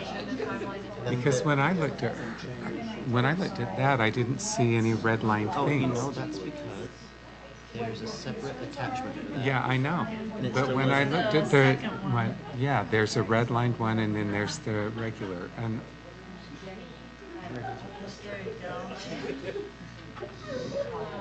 okay, but when you scoot down, I don't. There's nothing with red lines in it under. It makes it easy. I'm not sure the track change is done.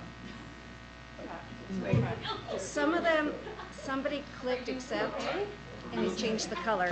What do you Okay, so you know how, so we're doing a community, and when I was looking at this, okay, so you're bringing it, okay.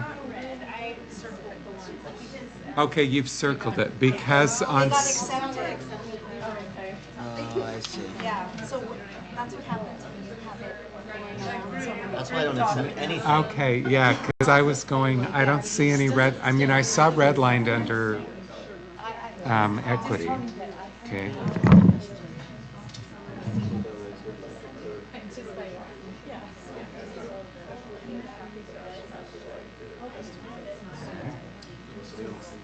Well, I think my rose is that I'm glad we had something that connects us, whether it's a district or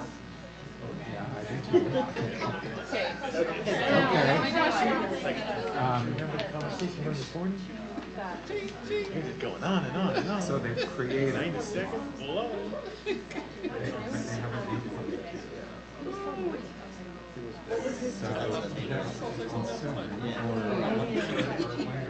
Dr. Taylor.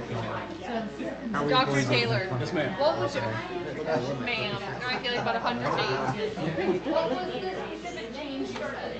You were so fast. This No, isn't it's showing up, good. but I guess we can. But we need to refresh. Well, it's not in the sustainability. It's only the third row, which is how it's repair. So when you look at how it's repair, but the changes, or if we align our metrics with USDA's metrics. Okay. So we get there. So it's more streamlined. And we started it fast. Instead of waiting for 2 years, we started it. Now, let's tell you our concerns now. The counselors don't all have Okay, but we information. need to get the Counselors are not coming out. rows up here. You're glad that we have. You're glad that we have a model? Yes. You know, that, not about Okay. being equal. What other questions do you have? And I'm like wondering if this has been communicated to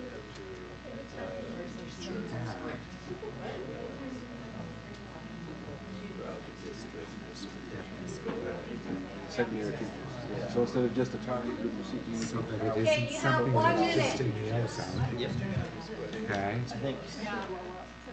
And I would say also it's about the line of what we offer. Yeah. It doesn't always. Looking for like either reliable, Yeah. the efficacy.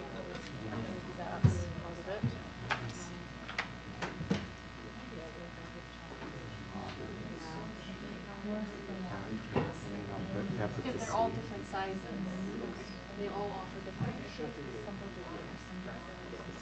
the pathways.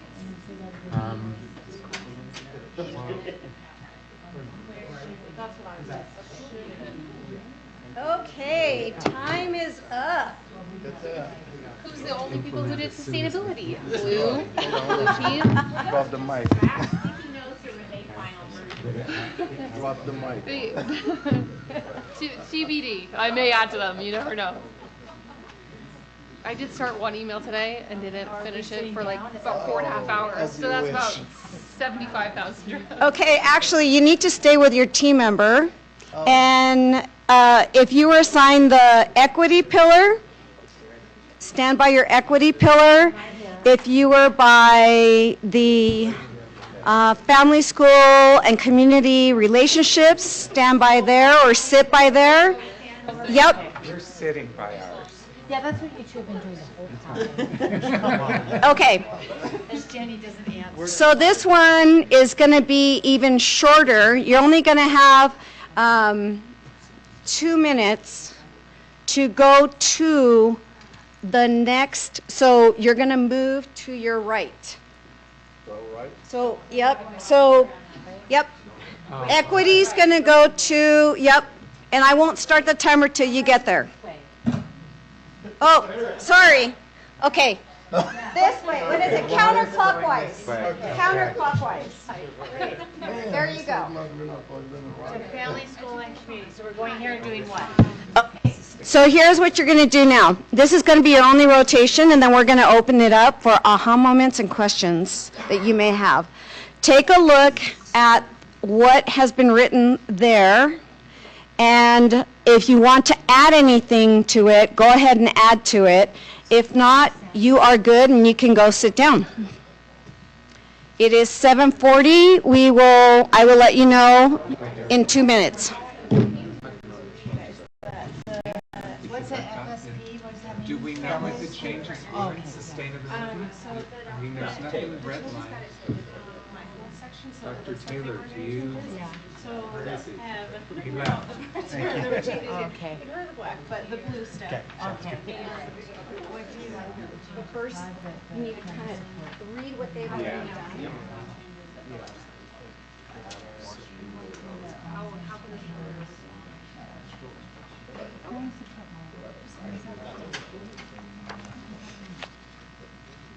Yandere, where are you? Wait, She went to the bathroom. She'll be right okay, what does it mean for the family support? What is that? Is that in the schools? Is that the? What does it people- say? No, I'm just trying to understand what that is. FSP. Oh, is family support plan. But what is that? Okay, Partnership, look. the partnership. Oh, the partnership? Yeah. All right, got it. Okay. I think I'm missing something. 'Cause all right, so goal 1, there wasn't any changes. All right, so goal 1, there were no changes. So just, they added metrics verification, like theirs is really odd, verification test, right? So that's what it all was. So where have they made, They haven't made any. they haven't made any changes? Not to your. I'm trying to win. Okay. Yeah, yeah. Okay. Yes. Okay, well, two, highly qualified staff. So he added, I don't know, what are the additional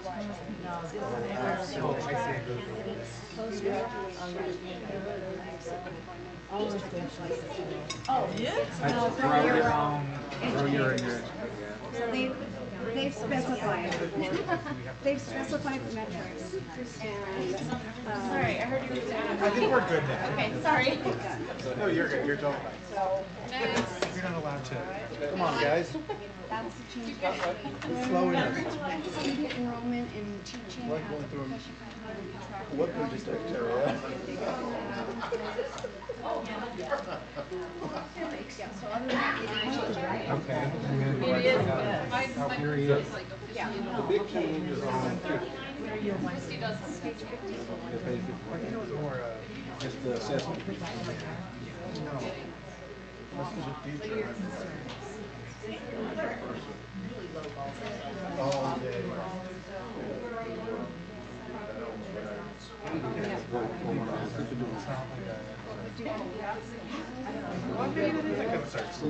sorry, I'm going to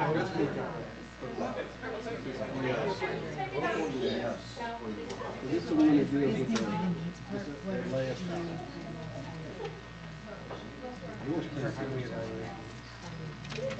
Okay, let me Do you want to look for it? pull it And up also, here. do you want to look for it? And then let me just go over, so HR Okay, obligations. so you're saying page 49. Here we are. Okay. Right there. Okay, so this is the thing that he has said right here. Grade assessment teams. There's someone has 50 on We there. were missing, that's why you guys got mine. Yes.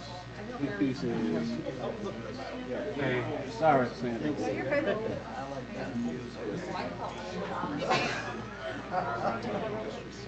Yeah, no.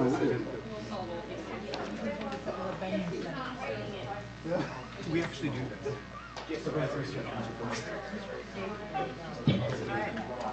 We're done. Are you guys done? We're done. Okay. I don't think we're moving. So, yeah, we're not going to, We're going back to our seat. we're going to go ahead and go back to our seats, but they're there for you to peruse at your leisure.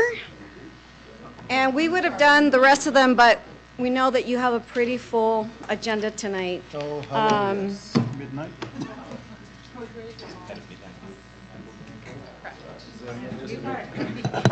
Thanks, Brian. Yes. Okay. Yeah. So here's your next task. If you want to, I'm going to have you go around and just like identify really briefly if there were any aha moments, and this is your opportunity to ask us questions as well. So I need my team back. Do you want to start in one place and go around? Yeah, let's start with Christy. No, let's start with Mohammed. Okay, let's start with Mohammed. Started with Alan.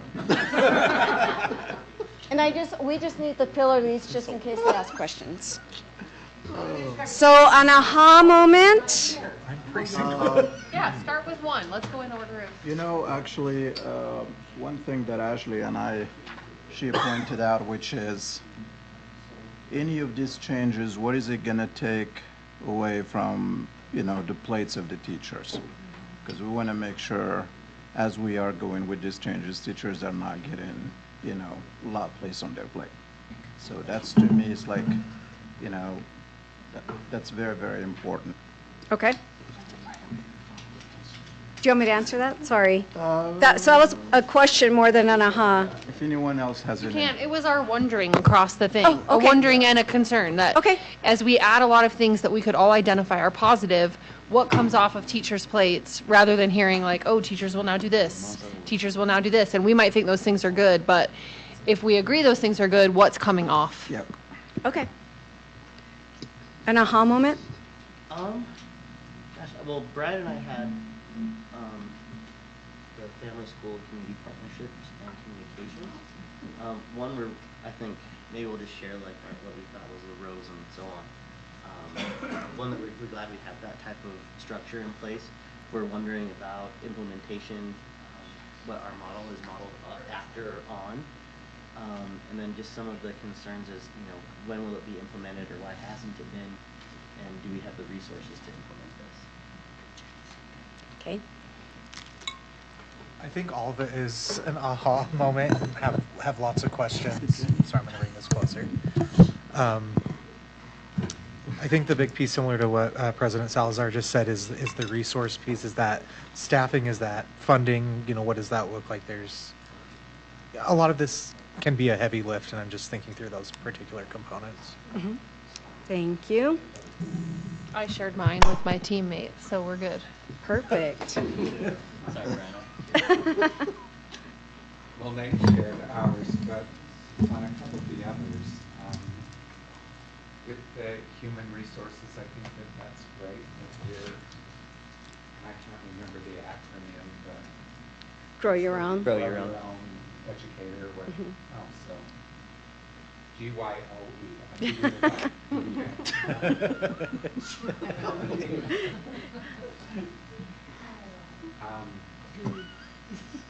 I think that it's nice that we have that established.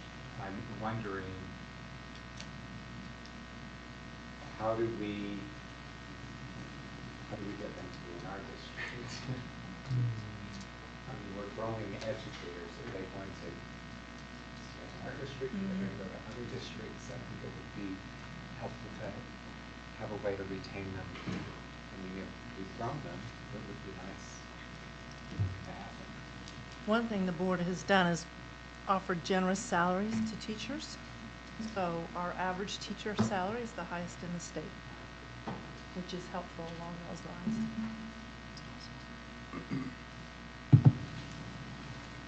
Let's see, I think that everyone's kind of said what I was thinking.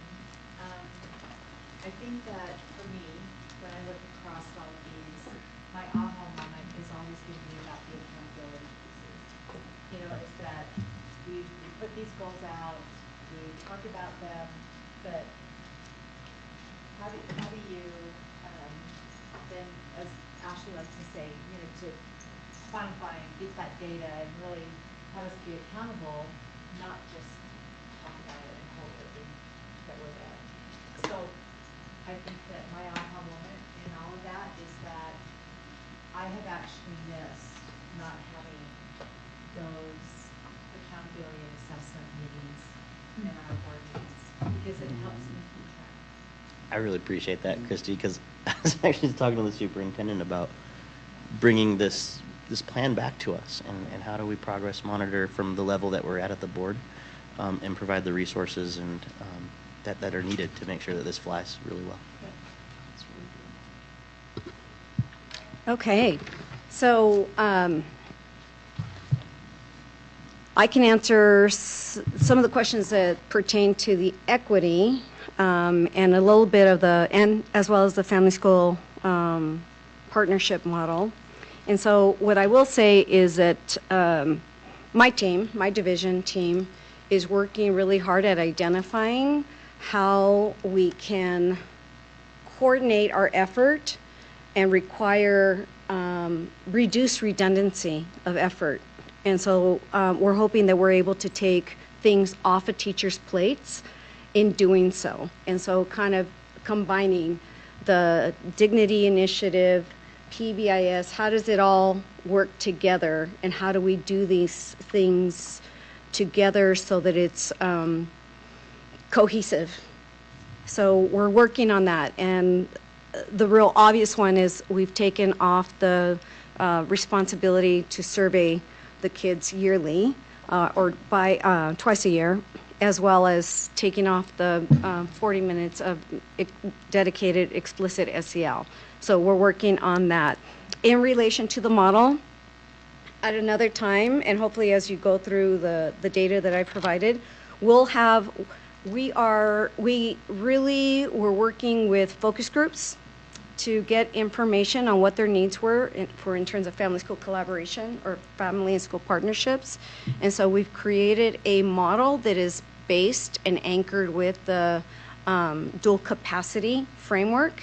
And it's helping schools build their capacity to have stronger and more positive relationships with families. Not to say that we don't already have that in some of our schools, but making sure that it's district-wide. And so as soon as we have that finalized, we will be happy to share that with you. It's almost there, almost there. So, yep, in terms of anybody else wanting to respond to that? All right, that's what she said. We really are working on identifying what is it that we can take off their plates. And so we're collaborating across our divisions to figure out, you know, how do we collapse things that make sense, you know, because they overlap. And so just know that we're listening and we're trying to be responsive. And by the way, all this information was provided to our advisory committee, and so they've provided feedback as well. And so it's been, just so that you know, in the final iteration that you're looking at for final review and hopefully approval, you'll notice that we have a good representation of our district. And you know, we can still improve, but it's a big group, and we met fairly regularly. So with that, unless you have any other questions, I'll collect all those, and you know, you can always reach out to any of us for further clarification. I'm just gonna further my comment to you, Brian. We're also trying to get the district to be a best place to work in order to grow your own teachers back our way, certainly, after they've been trained. And Christy, your question about the follow-up and the assessment. So we're making this a priority in this coming year, and of putting together an implementation tracker so that we can stay up to date of what things are happening. Are they on track for meeting our goals that we've set out, so that we have a clear ability to follow, because there's so many activities in the strategic plan, to be able to follow each of them and stay on that in the coming year. So we're driving these changes into the district workings. Please. And then Brian. Superintendent, I appreciate that. I think that the comparison is going to be like an apple to a kiwi that I'm going to do right now. Oh, we haven't had that happen for so long. There you go. Alan, did we pay a bill? There you go. I appreciate that you are saying that, because one of the things that I've been thinking about is it's been so good for this board to see the track of the sustainability project and resolution from the start to the last meeting that we had. And that was another thing that clicked in my head as you were talking, is that, you know, that's the comparison, you know, I mean, because obviously the student plan is bigger than sustainability, but yet one of the things that we really requested around the sustainability is keep us informed about the money, make sure that we're on track, that we have this long-standing goal, and we should be doing the same, have the same emphasis on the strategic plan. Thank you for that. And so I appreciate that there will be a focus for this next year. So I appreciate it. Thanks. Brian? Well, I appreciated your comment on making it so they can work, the teachers can work well with the district on this and that. And I also appreciated Dr. Buendia's comment about redundancy and trying to consolidate programs, because I think that is one thing that helps us gain teachers as well, is that they're not overwhelmed with, oh my gosh, how many programs do I have to keep track of?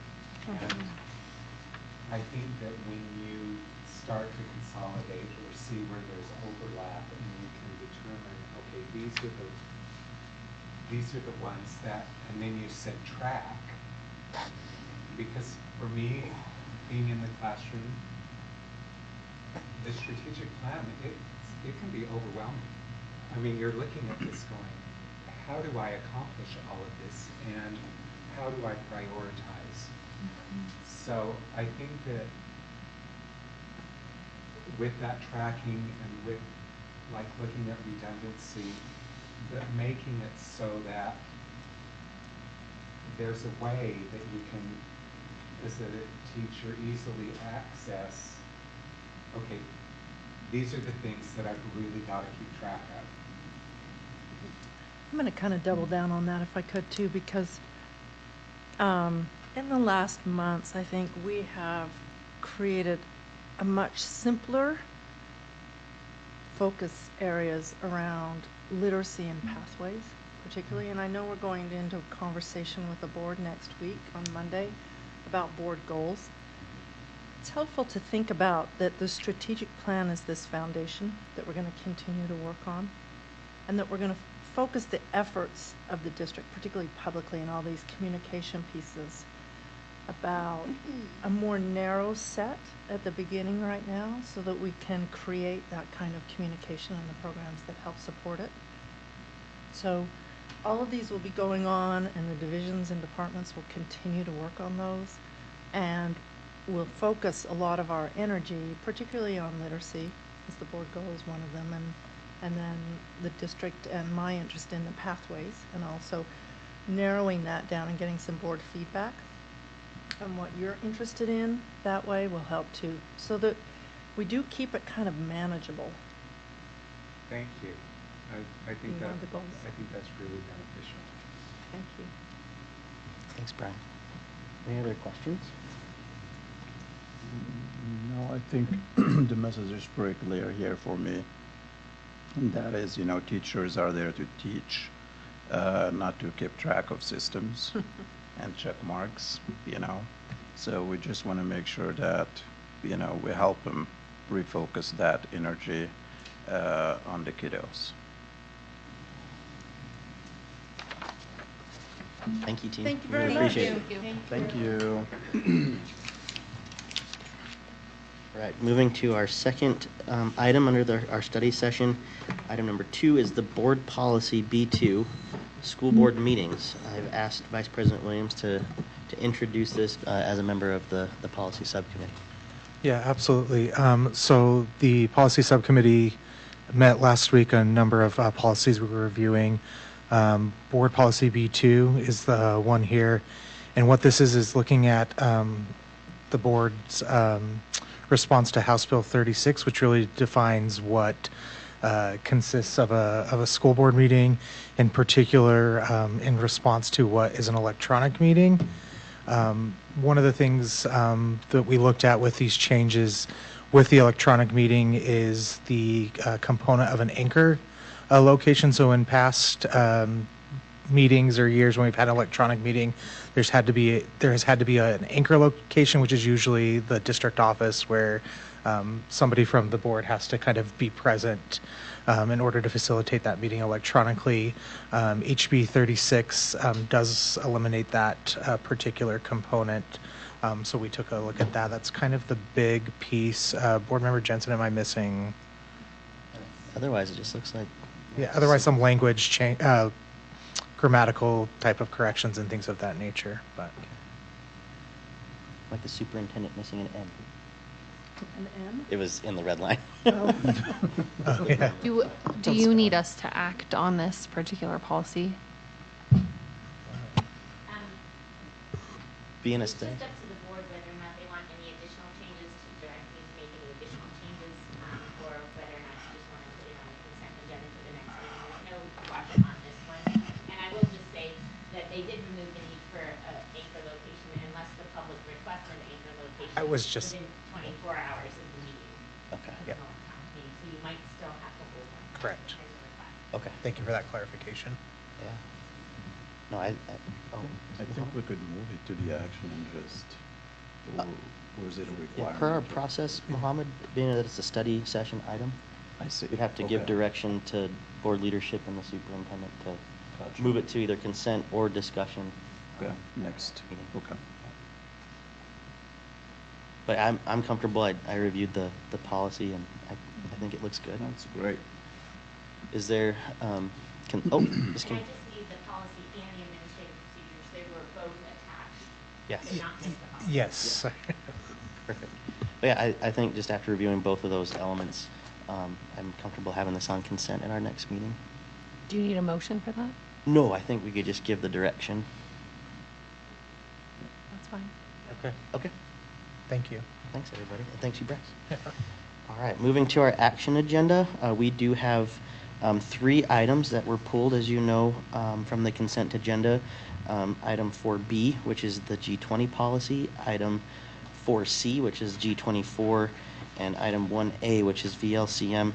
I thought we would go ahead and start with G20, item 4B, which is really, I think, the board's desire just to have a more public, not necessarily discussion, but awareness and communication made to students and families about some of the changes in state law. Ms. Kendall, are you comfortable announcing what those changes are so our community knows? Thank you.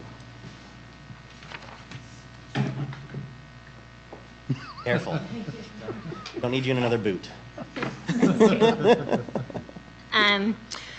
So House Bill 84 required that we have a policy that includes certain components, and one of the additions now is language outlining appropriate punishments for a student who shares a recording of an act of bullying, cyberbullying, hazing, abusive conduct, and retaliation in order to impact or encourage future incidents. So that language has now been added to the policy, that is one of the prohibitions, the sharing of one of those types of recordings, and that any disciplinary consequences will align with our student conduct and discipline policy S3. So that was one of the changes in board policy G20 related to that. The other change in board policy G20 aligns with the requirement also in House Bill 84 that the district create bullying incident plans that outline communications that have to occur with families when an incident of bullying is reported. So I think the takeaway here for families and students is, 1, bullying and cyberbullying, please don't do it. Don't engage in that. And certainly don't encourage and record those things, because there are now new consequences for that. Correct. Okay. Thank you. Any further discussion on this? Yeah, the only thing I would say is that that message goes to families, but also that we make sure that the board is asking staff to communicate that to administrators. Like, that's a big change in how we would deal with discipline, and it's a new category. And I think we want to make sure families are aware, but also administrators and teachers are equally aware that this change would impact some of our disciplinary processes. Which could all go into the administrative procedures, correct? Yeah. Oh, Ms. Kendall? You need to answer that question. So I do send out a legislative update to all administrators about the changes, and there will be meetings at the beginning of the year where I'll highlight new changes, and I'll make sure that those are highlighted to all school administrators as well. Thank you so much. So being that we are on the action agenda and discussing the 3 items from the consent agenda that were pulled, I will seek a motion to approve G20. Second. All right, we have a motion and a second. Any further discussion? Seeing none, we'll start with a roll call vote with Board Member Beg. Mohammed, yes. Ryan Jetson, yes. Bryce Williams, yes. Ashley Anderson, yes. Nate Salazar, yes. All right, that motion passes. Let's move on to G24, consent agenda item 4C. So this was pulled with the support of a couple of different board members, or at least the request, and subsequently the board through their vote. And I think really what the desire here is from the board is to have this move back to the policy subcommittee, knowing that there's a special session of the state legislature tomorrow that will be taking up this particular topic, or at least legislation and law related to this particular topic and policy that we have here in the state of Utah and in our district.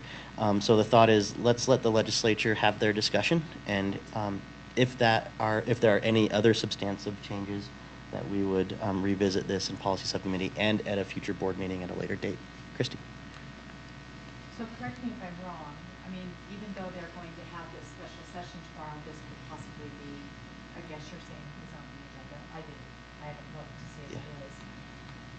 But at this point right now, our compliance is July 1st. It is. And we don't have another board meeting. And so for us to put that off, I mean, if there are any significant changes that come out tomorrow, we would then be able to deal with that in our next board meeting in July. So for me, I'm just a little worried about the compliance part of it. You know, I mean, I don't know if the compliance police is going to come, you know, and get us, but I think that was the request, is that everything be put in place by July 1st.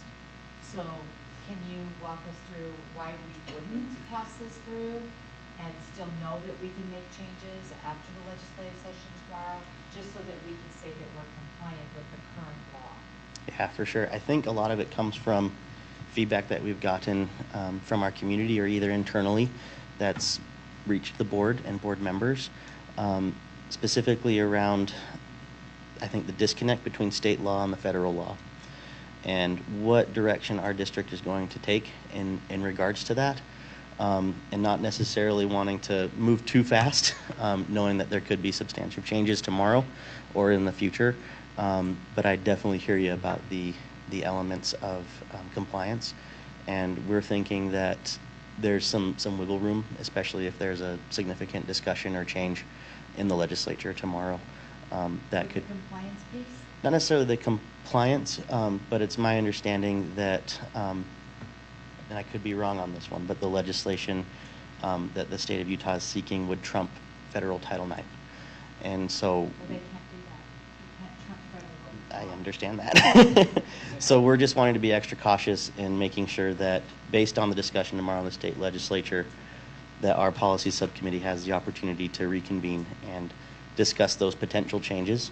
But the compliance piece, Christy, I don't know if I have a good answer on what that risk is. Superintendent and Ms. Midori, I'm just trying to play devil's advocate here. You know, I understand that I mean that was my understanding of why we were moving forward, why the discussion's been happening is because of the current compliance piece. So if we're not, are you not worried about that piece? You're saying let's just wait until July when we meet and then deal with this after the July 1st deadline? I think this one's a tricky policy, and because of that, in some ways I don't mind erring by a couple of days after the deadline, because it's less about, to me, having, I mean, this may differ from our counsel here, so we may not want to get her read on this. It's in action that the policy becomes real, and we don't have actions on the table that would be addressed by this policy at the moment, not being in session and all in schools. So we have some days there, I feel like, to get our written policy correct, because our actions would be following the law as needed, if it were going to come to us as something that required an action. And so as I've thought about it, Christy, in talking with other board members too, is I think there's a couple of options, right? We can sit on it, as I had forecasted, or we could pass and adapt and change later. But that's up to the board. I mean, it's up to the board what they want to do. I mean, that's fine by me. I just have always understood, you know, that the compliance piece, whether it was this piece of legislation or any other legislation that is presented by our legislature to us to say you have to be compliant by this date. Yeah. Can I say something? If in fact the legislature tomorrow comes together, even with, you know, where they think they can trump Title IX law, which they can't, that doesn't really answer this, right? And so, I mean, if the rest of the board wants to wait and sit on it, then, you know, that's what the action will be, is to wait and sit on it. Let me just say, I think that we're setting a dangerous precedent by, not dangerous, an unusual precedent for us to say we're not going to be compliant with the current law because we want to see what happens. And so now that opens up the door for us to say that every single time. Yeah. That we don't want to be compliant with a piece of legislation that comes forward.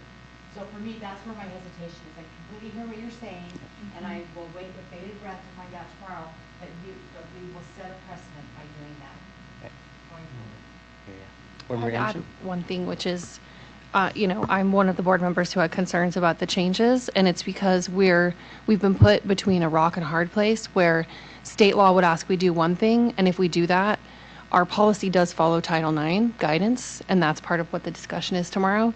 So acknowledging we're in a conflict that the state has put us in between state and federal guidance, I would rather be in a hard place where we're affirming many of the students who walk through our doors and giving it an extra week of time to find out what some of that discussion is, rather than make a decision knowing we're already between two conflicting laws where we don't align with the students we serve and making sure we support them. And I think it's really important, especially given that this is Pride Month, to take the time to get a gender inclusion policy right and not make changes that I don't know if we have to make, and make sure the policy subcommittee gets to make those changes. So I don't know, my second question is, do we need a motion for this, or is this something we can just recommend if a majority of us feel like it should go back to policy subcommittee? What would you like? I believe that's possible. Is that right, Christina? That there, a third choice, it's not just yes or no on the policy, but you can send it back to the policy committee for some review? I think probably with it being on the action agenda, you could just make Yeah. a correction or a motion to send it back to the subcommittee. So knowing there may be some differences of opinion on this, I would move that we move G24 back to the policy subcommittee for further discussion. Okay, there's a motion on the table. Is there a second? Second. Any further discussion? I have, yeah, so for the sake of compliance, let's say tomorrow, legislators move on and made some drastic change. Could we call an emergency meeting or something, and we can take action? The way I would see that, Mohammed, this is just me, and the board would have to approve this, but there are those changes that you kind of highlighted. I think it'd be more convenient to have the subcommittee, policy subcommittee, meet and convene, and potentially present us something at our retreat on Monday. Okay. But there again, we are limited in time there. But that would just be probably the easiest thing for me. Otherwise, we would have to wait to, adjust those changes at a later time. Okay. Christy? So I neglected to ask this, probably should have been my first question, is this was a recommendation that was put on our consent agenda from our subcommittee. It was. Obviously, they discussed it and looked at it and felt like it was in the right place. It was pulled off and now we're having this discussion. So I would just like to work with the subcommittee if they still feel confident that this should, go forward as is, or if they feel like it should come back to them as a working document. Mr. Bryan? Well, in the policy subcommittee meeting, all three board members, when it was reviewed, accepted policy as it was. Concerns have been raised by other board members when it went to the consent agreement. I appreciate hearing their concerns. To me, there's a number of, well, maybe I shouldn't say a number of ways, but there are ways that this could be addressed. The one that Nate and the superintendent are presenting is, let's see what the legislature does tomorrow. What happens if we have a conflict between federal law and state law? How are we going to address that? And if it really becomes a difficult situation, I guess for me as a policy subcommittee board member, I would say then maybe what we need to do is just pull this policy, because Title I governs all of this. It's federal law. You mean Title IX. Title IX, excuse me. And by pull, do you mean just dissolve the policy entirely? Dissolve the policy. Okay. So I have some thoughts on all of those options. Ms. Kindle? Can I just be clear that this is not our Title IX policy? No. We have a different Title IX policy. So our Title IX policy is under G19. So we have a specific procedures laid out for how our Title IX investigations and compliance take place. And so that is the piece that might be impacted by any injunction into the Title IX regs or how those things will be implemented. So I just don't want the board under the impression that this is our Title IX policy. This is the changes that were made to this were due to other concerns raised by the legislature and other a different administrative rule that USPD has passed.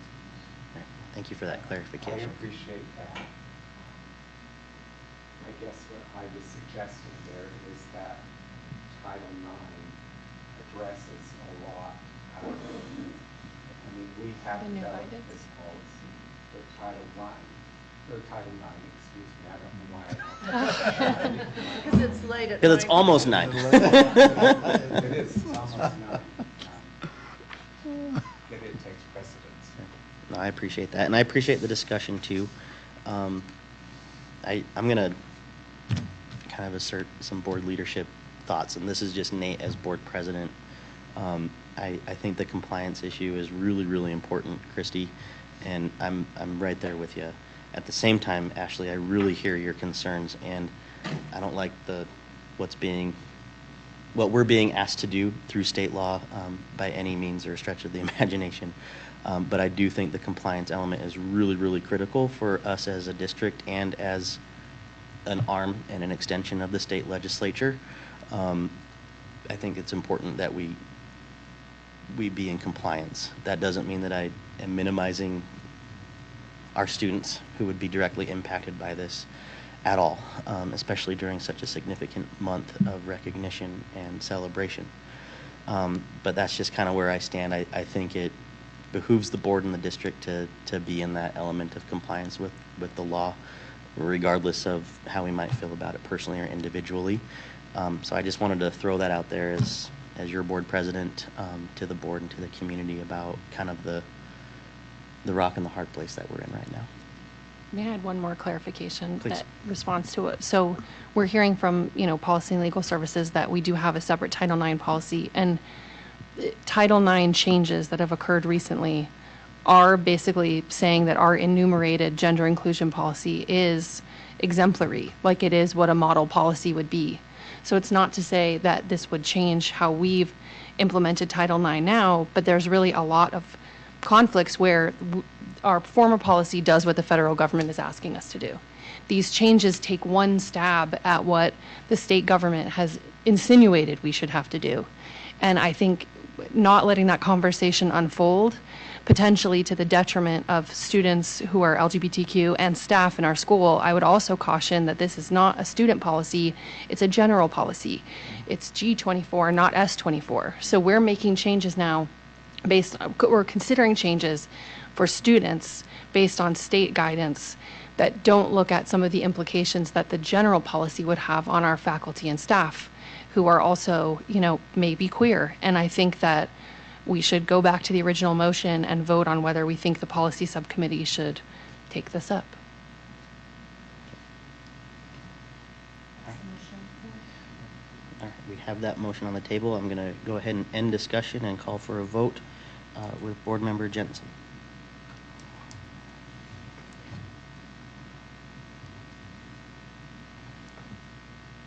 This is really such a hard thing because I want us to be in compliance, but I also recognize that there are questions that have been raised by board members. I'm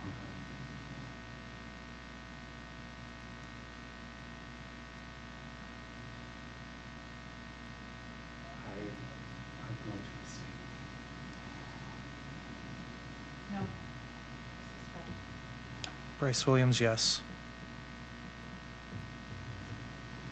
Ashley Anderson, yes. Nate Salazar, no. Mohammed, yes. Well, so we have and Jenny, if Jenny's not there. That's what I was lost waiting her. for. Okay, we lost. So 3 yeses, 2 noes, 1 and one abstention. abstention. So technically that Motion fails. The motion passed. 3 is a majority. Oh, because Jenny's gone. Okay, there we go. Sorry, I'm still counting Jenny.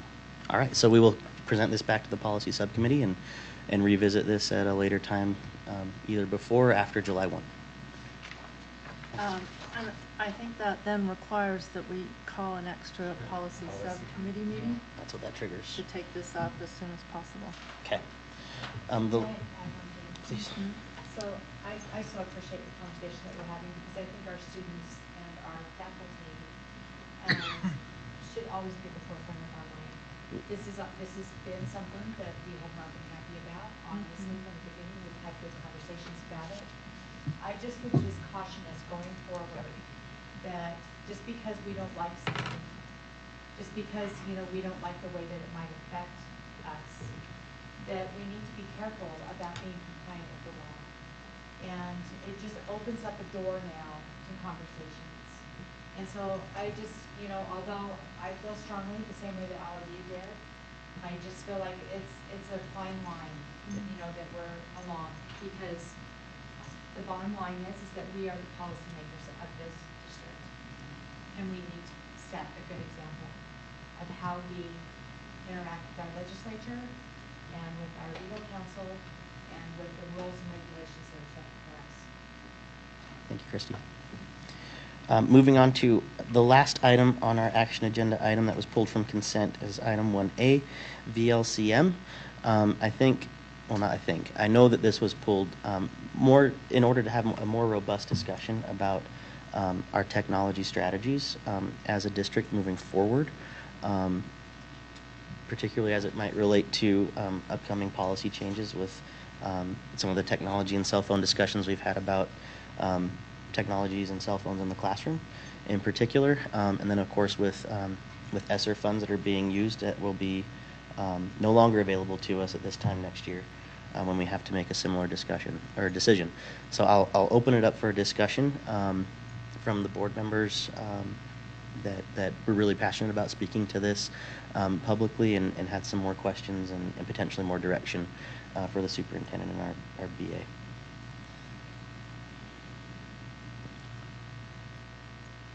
In our last board meeting on the agenda, we had a purchase order that was for over $2 million for computers. And then we received another request for another $2 million, over $2 million. And I'm just needing to have direction on, to me, $4 million is a lot of money. And do we have a process or a procedure in place where we understand how we're acquiring or using technology? I just want to make sure that the computers that we're purchasing are the tools that we need for the students to have excellence in education. Yes, so, we've got Sam that can address it as well. So, the district is a one-to-one district, so we need computers. The computers that we use have been vetted by our IT to make sure that they provide that they're adequate to provide what we need. And so Sam can run a report of every computer we have in the district by serial number or whatever those numbers are. And each year we replace the old ones and replace them with new ones. So we're not ever having to replace every computer in the district at once. So he goes through and they pull the old ones out of the system, so they're not hanging around and old and slow. So he knows how many each year we need to buy because we keep them for 5 years generally, and then at 5 years they come out of the rotation and we replace them with new ones. So our students always have, they don't have old, slow computers. and there's also some, and without looking at the PO from last board meeting, there's some we bring into the warehouse just because there's sometimes a long turnaround time when you're buying $2 million worth of computers. So in the warehouse, so as a school might need a quick turnaround, we already have it on hand and it just comes out of the warehouse. And then there's just the summer refresh computers, which is taking the old computers out and bringing in the new ones for the various different schools. Sam, would you like to add anything to that?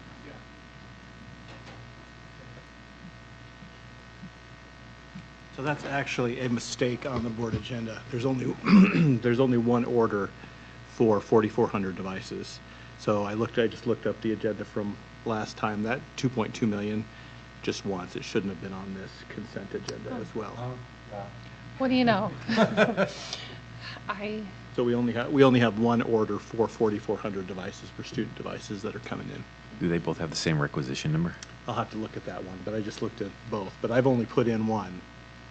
So. And we approved it last time? And we approved it last time. That's what I thought when I looked at that today, and I was like, so we're not buying 8,800 devices. We're only buying 4,400 for this round. We intend to purchase 20% of our devices every year on a 5-year rotation. That's great. Well, I appreciate having that. Yeah. To me, when I saw that, I talked to you last time about it, and I thought, oh, okay. 2 million, that's gonna, 2 million plus, that's gonna take care of it. And then when I saw another 2 million, I thought, I need to have more explanation. I read through those and I want to make sure that when I'm consenting that I understand. Board Member Anderson. So seeing that we may just take no action on this because maybe you want to go back and look at the requisition numbers and be sure we got that all accurate. I guess my question, having seen two, but even just on the last agenda item, is looking at how we're funding it through ESSER. And I know ESSER funds are expiring, so I don't want to stifle the use of those funds, but I want to think through whether the device strategy we're using overall is going to be financially attainable once those ESSER funds expire, and talk about some of the cons of the current approach. So I've raised in past meetings that specifically a middle school that serves my area declines to distribute the devices one-to-one because of the cost for repairs and replacements, that they're worried about extending that to students. And so I just kind of have this philosophical question that if the devices aren't distributed, are we in fact a one-to-one district? Or do we just have one-to-one devices in our school building some of the time? And what are the pros and cons of that strategy, and what impacts does it have when our schools use them differently? And as we've had the cell phone conversation, which we did approve that policy on the consent agenda, we've talked about how if we want to limit students using their phones, one of the reasons they are using their phones so often in the classroom is because the devices we use can do some of the functions of your phone, but not as easily. And so if we want students to use technology responsibly, and we want to be thinking about that specifically as funds will become more limited with the expiration of ESSER, I'd like to see us, instead of approving requisition upon requisition, to look at what is a technology framework we want moving forward as a district, and then what are the plans we have to pay for that, and what are the supplies that we want to be using. So I think that I would have been happy to approve this requisition. It sounds like I already did, so that's great news. But if we continue to think about it moving forward, what are some of the cons of the devices we're using in relationship to cost? And will we have time in a future meeting to talk about that after these ESSER funds expire? So I don't know what's on the agenda of all the staff respectively who'd be responsible for that, but wanted to take the time to raise it as something we should discuss further. I appreciate that, and I think if I could jump into the discussion here, it'd be nice to have updates or at least study sessions or reports, however we want to frame that, throughout the course of the next school year that leads and builds up to a more explicit strategy in how we use devices, and is our one-to-one across the district, like Ashley said, is that attainable financially, but is that also what makes sense for our student population in the various realms of elementary, middle school, and secondary, because I think the needs could probably be very different among those age groups and what's being required for them academically. So, is the laptop the the best answer to that solution? Does something like an iPad work better for students at a different age group? And I just want us to, I'd love to keep engaging in this conversation throughout the course of the next school year so that we have a really solid strategy that can be sustainable over time. Yeah, if I can just add, I think analyzing how we spend money and are we getting a bang for our buck on any expenditure is a good practice to have. And the one-to-one is a very expensive model, and so we've been doing it for 2 years now, I believe. So I think it's a good conversation to have to say, have we seen an increase in student outcomes? Right. So I don't know if there's necessarily any action, but some direction in how we might craft these discussions in the future. Thanks, Alan. And thank you, board members, for having that discussion. That concludes our action agenda. Superintendent, do you have a report for us?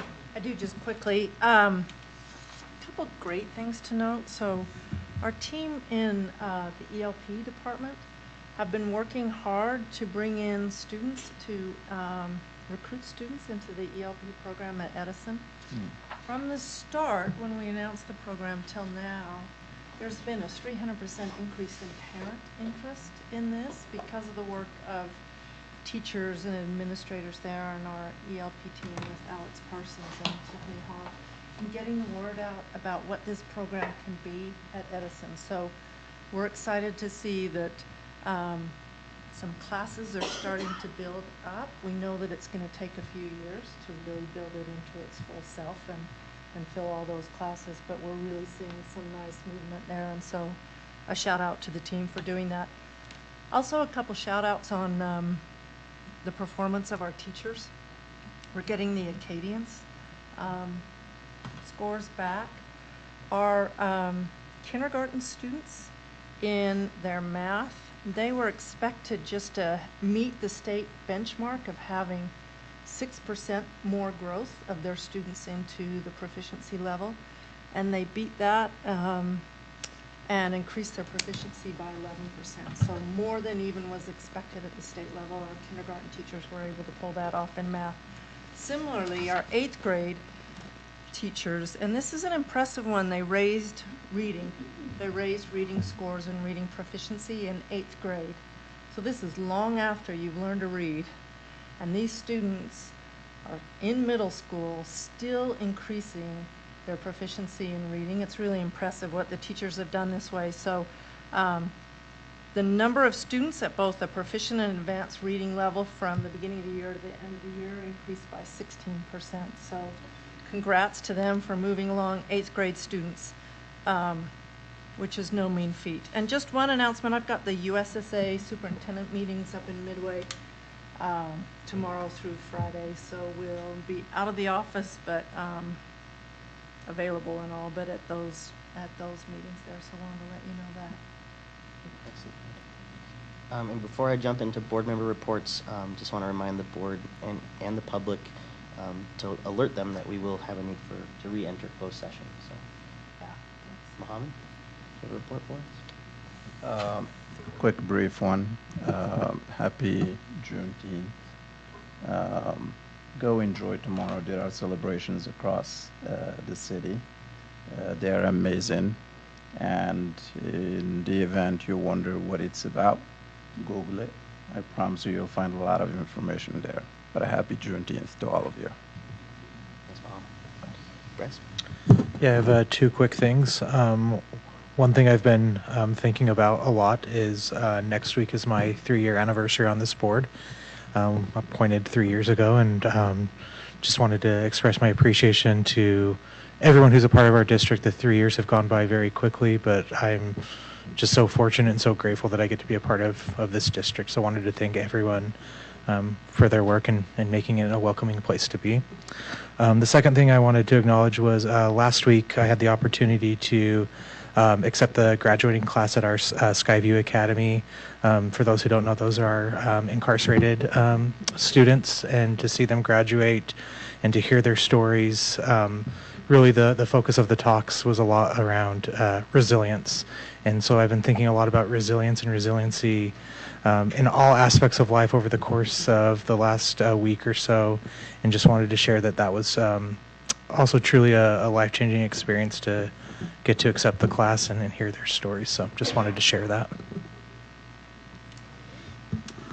The Salt Lake County Clerk, Lanny Chapman, was here earlier, obviously to swear in our business administrator, and she asked me when I came in if I had voted. So I want to reiterate what she mentioned while she was here, which is that Election Day is on June 25th if you're voting in person or using a ballot drop box. And if you're using the Postal Service, your ballot must be postmarked by June 24th, which is the day before the election.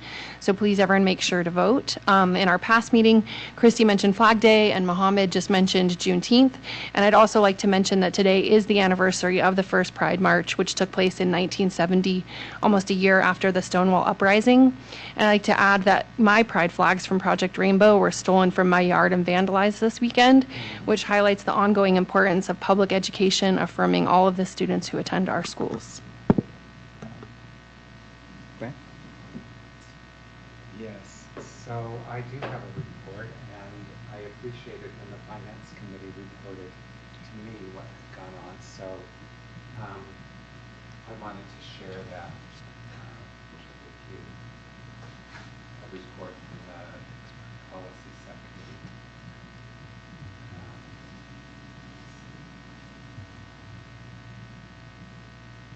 The Board Policy Subcommittee met on June 10th, 2024 and reviewed the B2 documents that we've already discussed, as well as 5 other policies that were on its regular review schedule. G26, Interpretation and Translation Services. I8, Student Progress and Academic Achievement. I19, Overnight or Extended Trips or Activities. P9, Administrator and Teacher Stipends, and P10, Personal Evaluations and Surveys. The committee also discussed 5 additional board policies that needed revisions due to new legislation. Some of the subcommittee's discussion was included on the consent memo. That's why you saw that. Okay, Board Policy G12, Americans with Disabilities Act, was revised to align with the requirements in House Bill 396 and House Bill 460. As you saw in the consent agenda, policy is being renamed to Board Policy G12, Disability, Religious, and Other Similar Accommodations. The changes were made to inform employees and students of their right to request accommodations based on their religious beliefs and conscience, as well as any disability. Board Policy G20, which we have looked at, was also revised to include required language from House Bill 84 and House Bill 82 prohibiting students from sharing videos of incidents in order to incite further incidents, and requiring schools to create bullying incident action plans. Board Policy G24, Gender Inclusion, was significantly revised in an effort to align it with House Bill 261 and Utah Administrative Bill 277-328.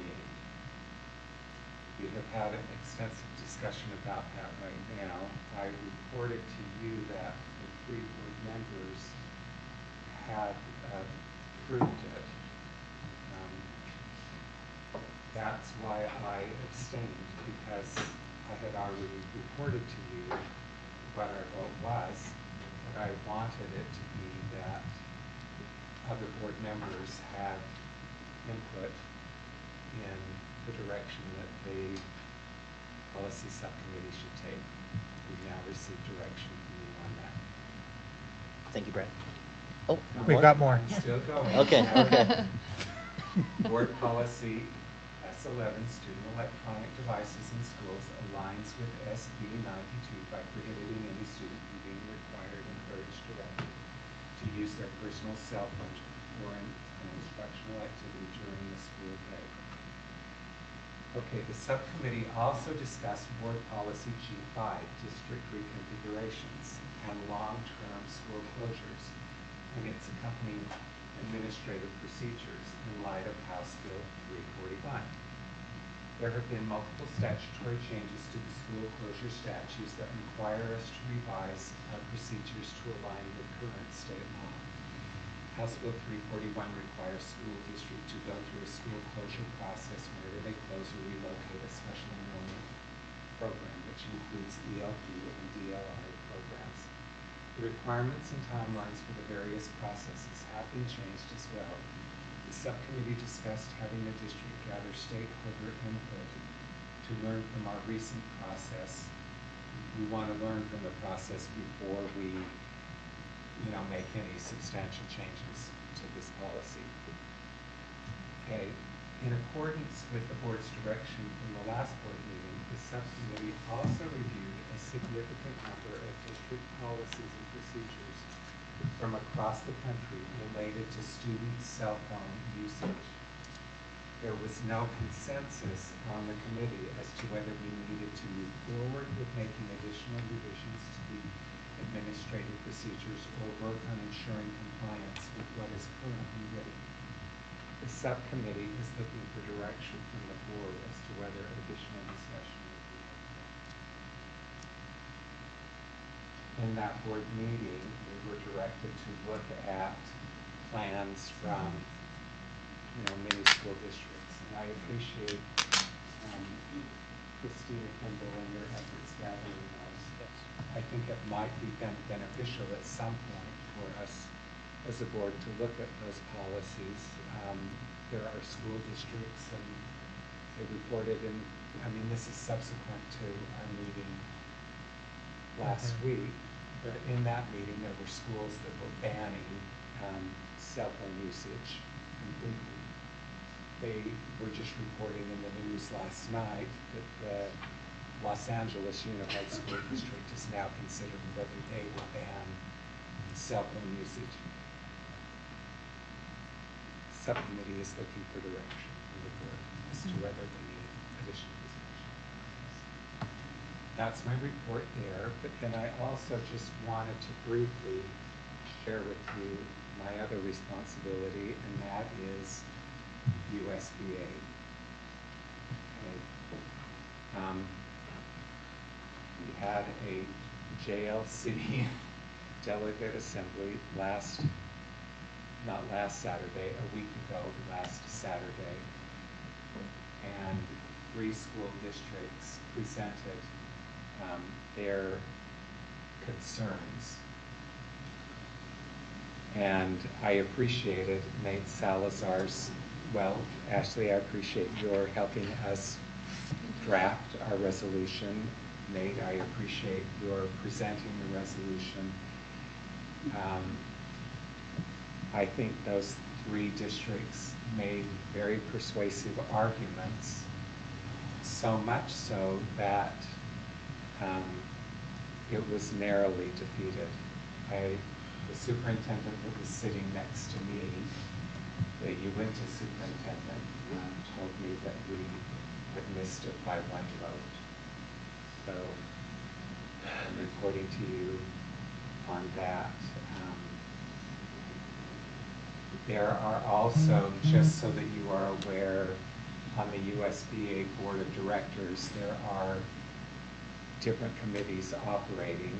I've told you, the evaluation committee. We are working on a superintendent evaluation that would be a rubric instead of just this list of questions.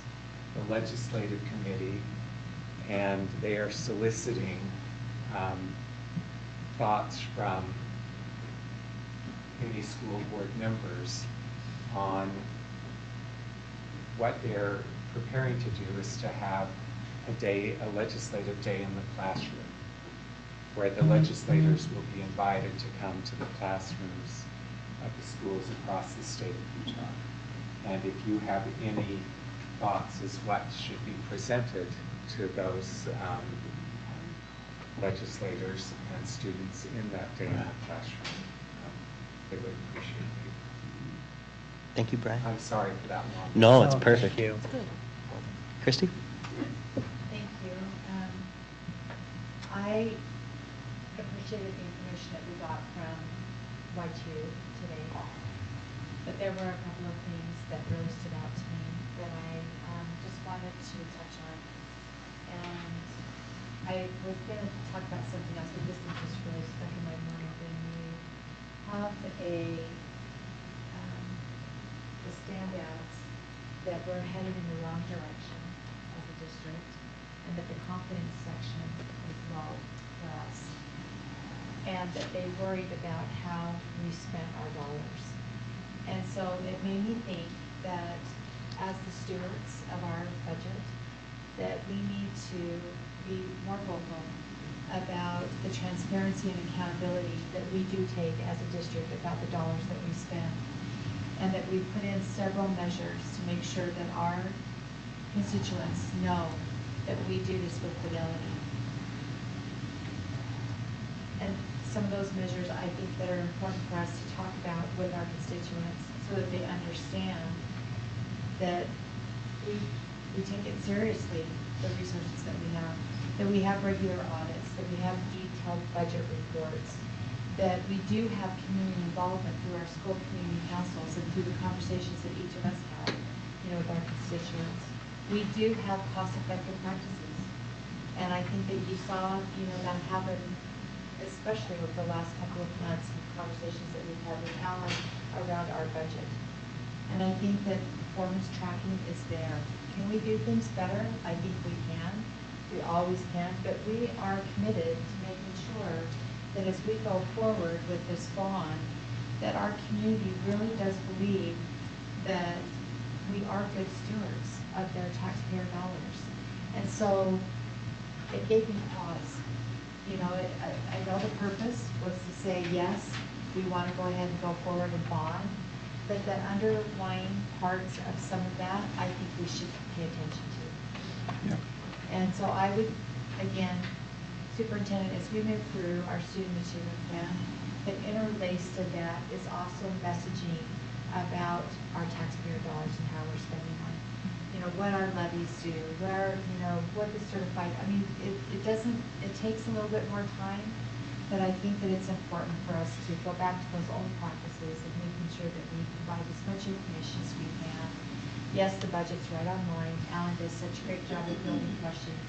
But what can we do as stewards of our budget to have better talking points so that our community does have better confidence and knows that we're not headed in the wrong direction with the dollars that are provided for our public schools. Thank you, Christy. I don't necessarily have a report other than just what Brian mentioned about our delegate assembly a couple weeks ago. It was a very unique environment to be in, and I don't know if I've ever seen a delegate assembly that had a vote that was so narrow. So it kind of speaks to the times that we're in right now in a lot of ways. But it was great to be there, see a lot of familiar faces, and then to hang out with Bryce and Brian and Alan and Liz. More is always a pleasure too, in building those relationships. I'm glad that we were represented well as a district, and that we had an opportunity to speak out against something that impacts students and for generations to come. So, Brian? Can I just interject that after I had USBA board members come up to me and say how that they really admired the Salt Lake City School District. That's awesome. I'll entertain a motion to re-enter closed session. I can make that motion. On June 18th, 2024, I move that the board go into a closed executive session to discuss 1, the character, professional competence, or physical or mental health of an individual. 2, the purchase, exchange, sale, or lease of real property. 3, the deployment of security personnel devices or systems. 4, personnel, and that we adjourn after the closed session. All right, we have a motion. Is there a second? Second. Any discussion? Seeing none, we'll start with a roll call vote with Board Member Sweat. Bryce Williams, yes. Ashley Anderson, yes. Nate Salazar, yes. Mohammed, yes. Brian Jensen, yes.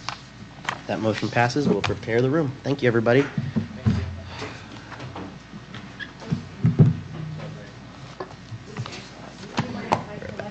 Oh, please do. Do you want to pull them back up or just flat? Which one? Just clap.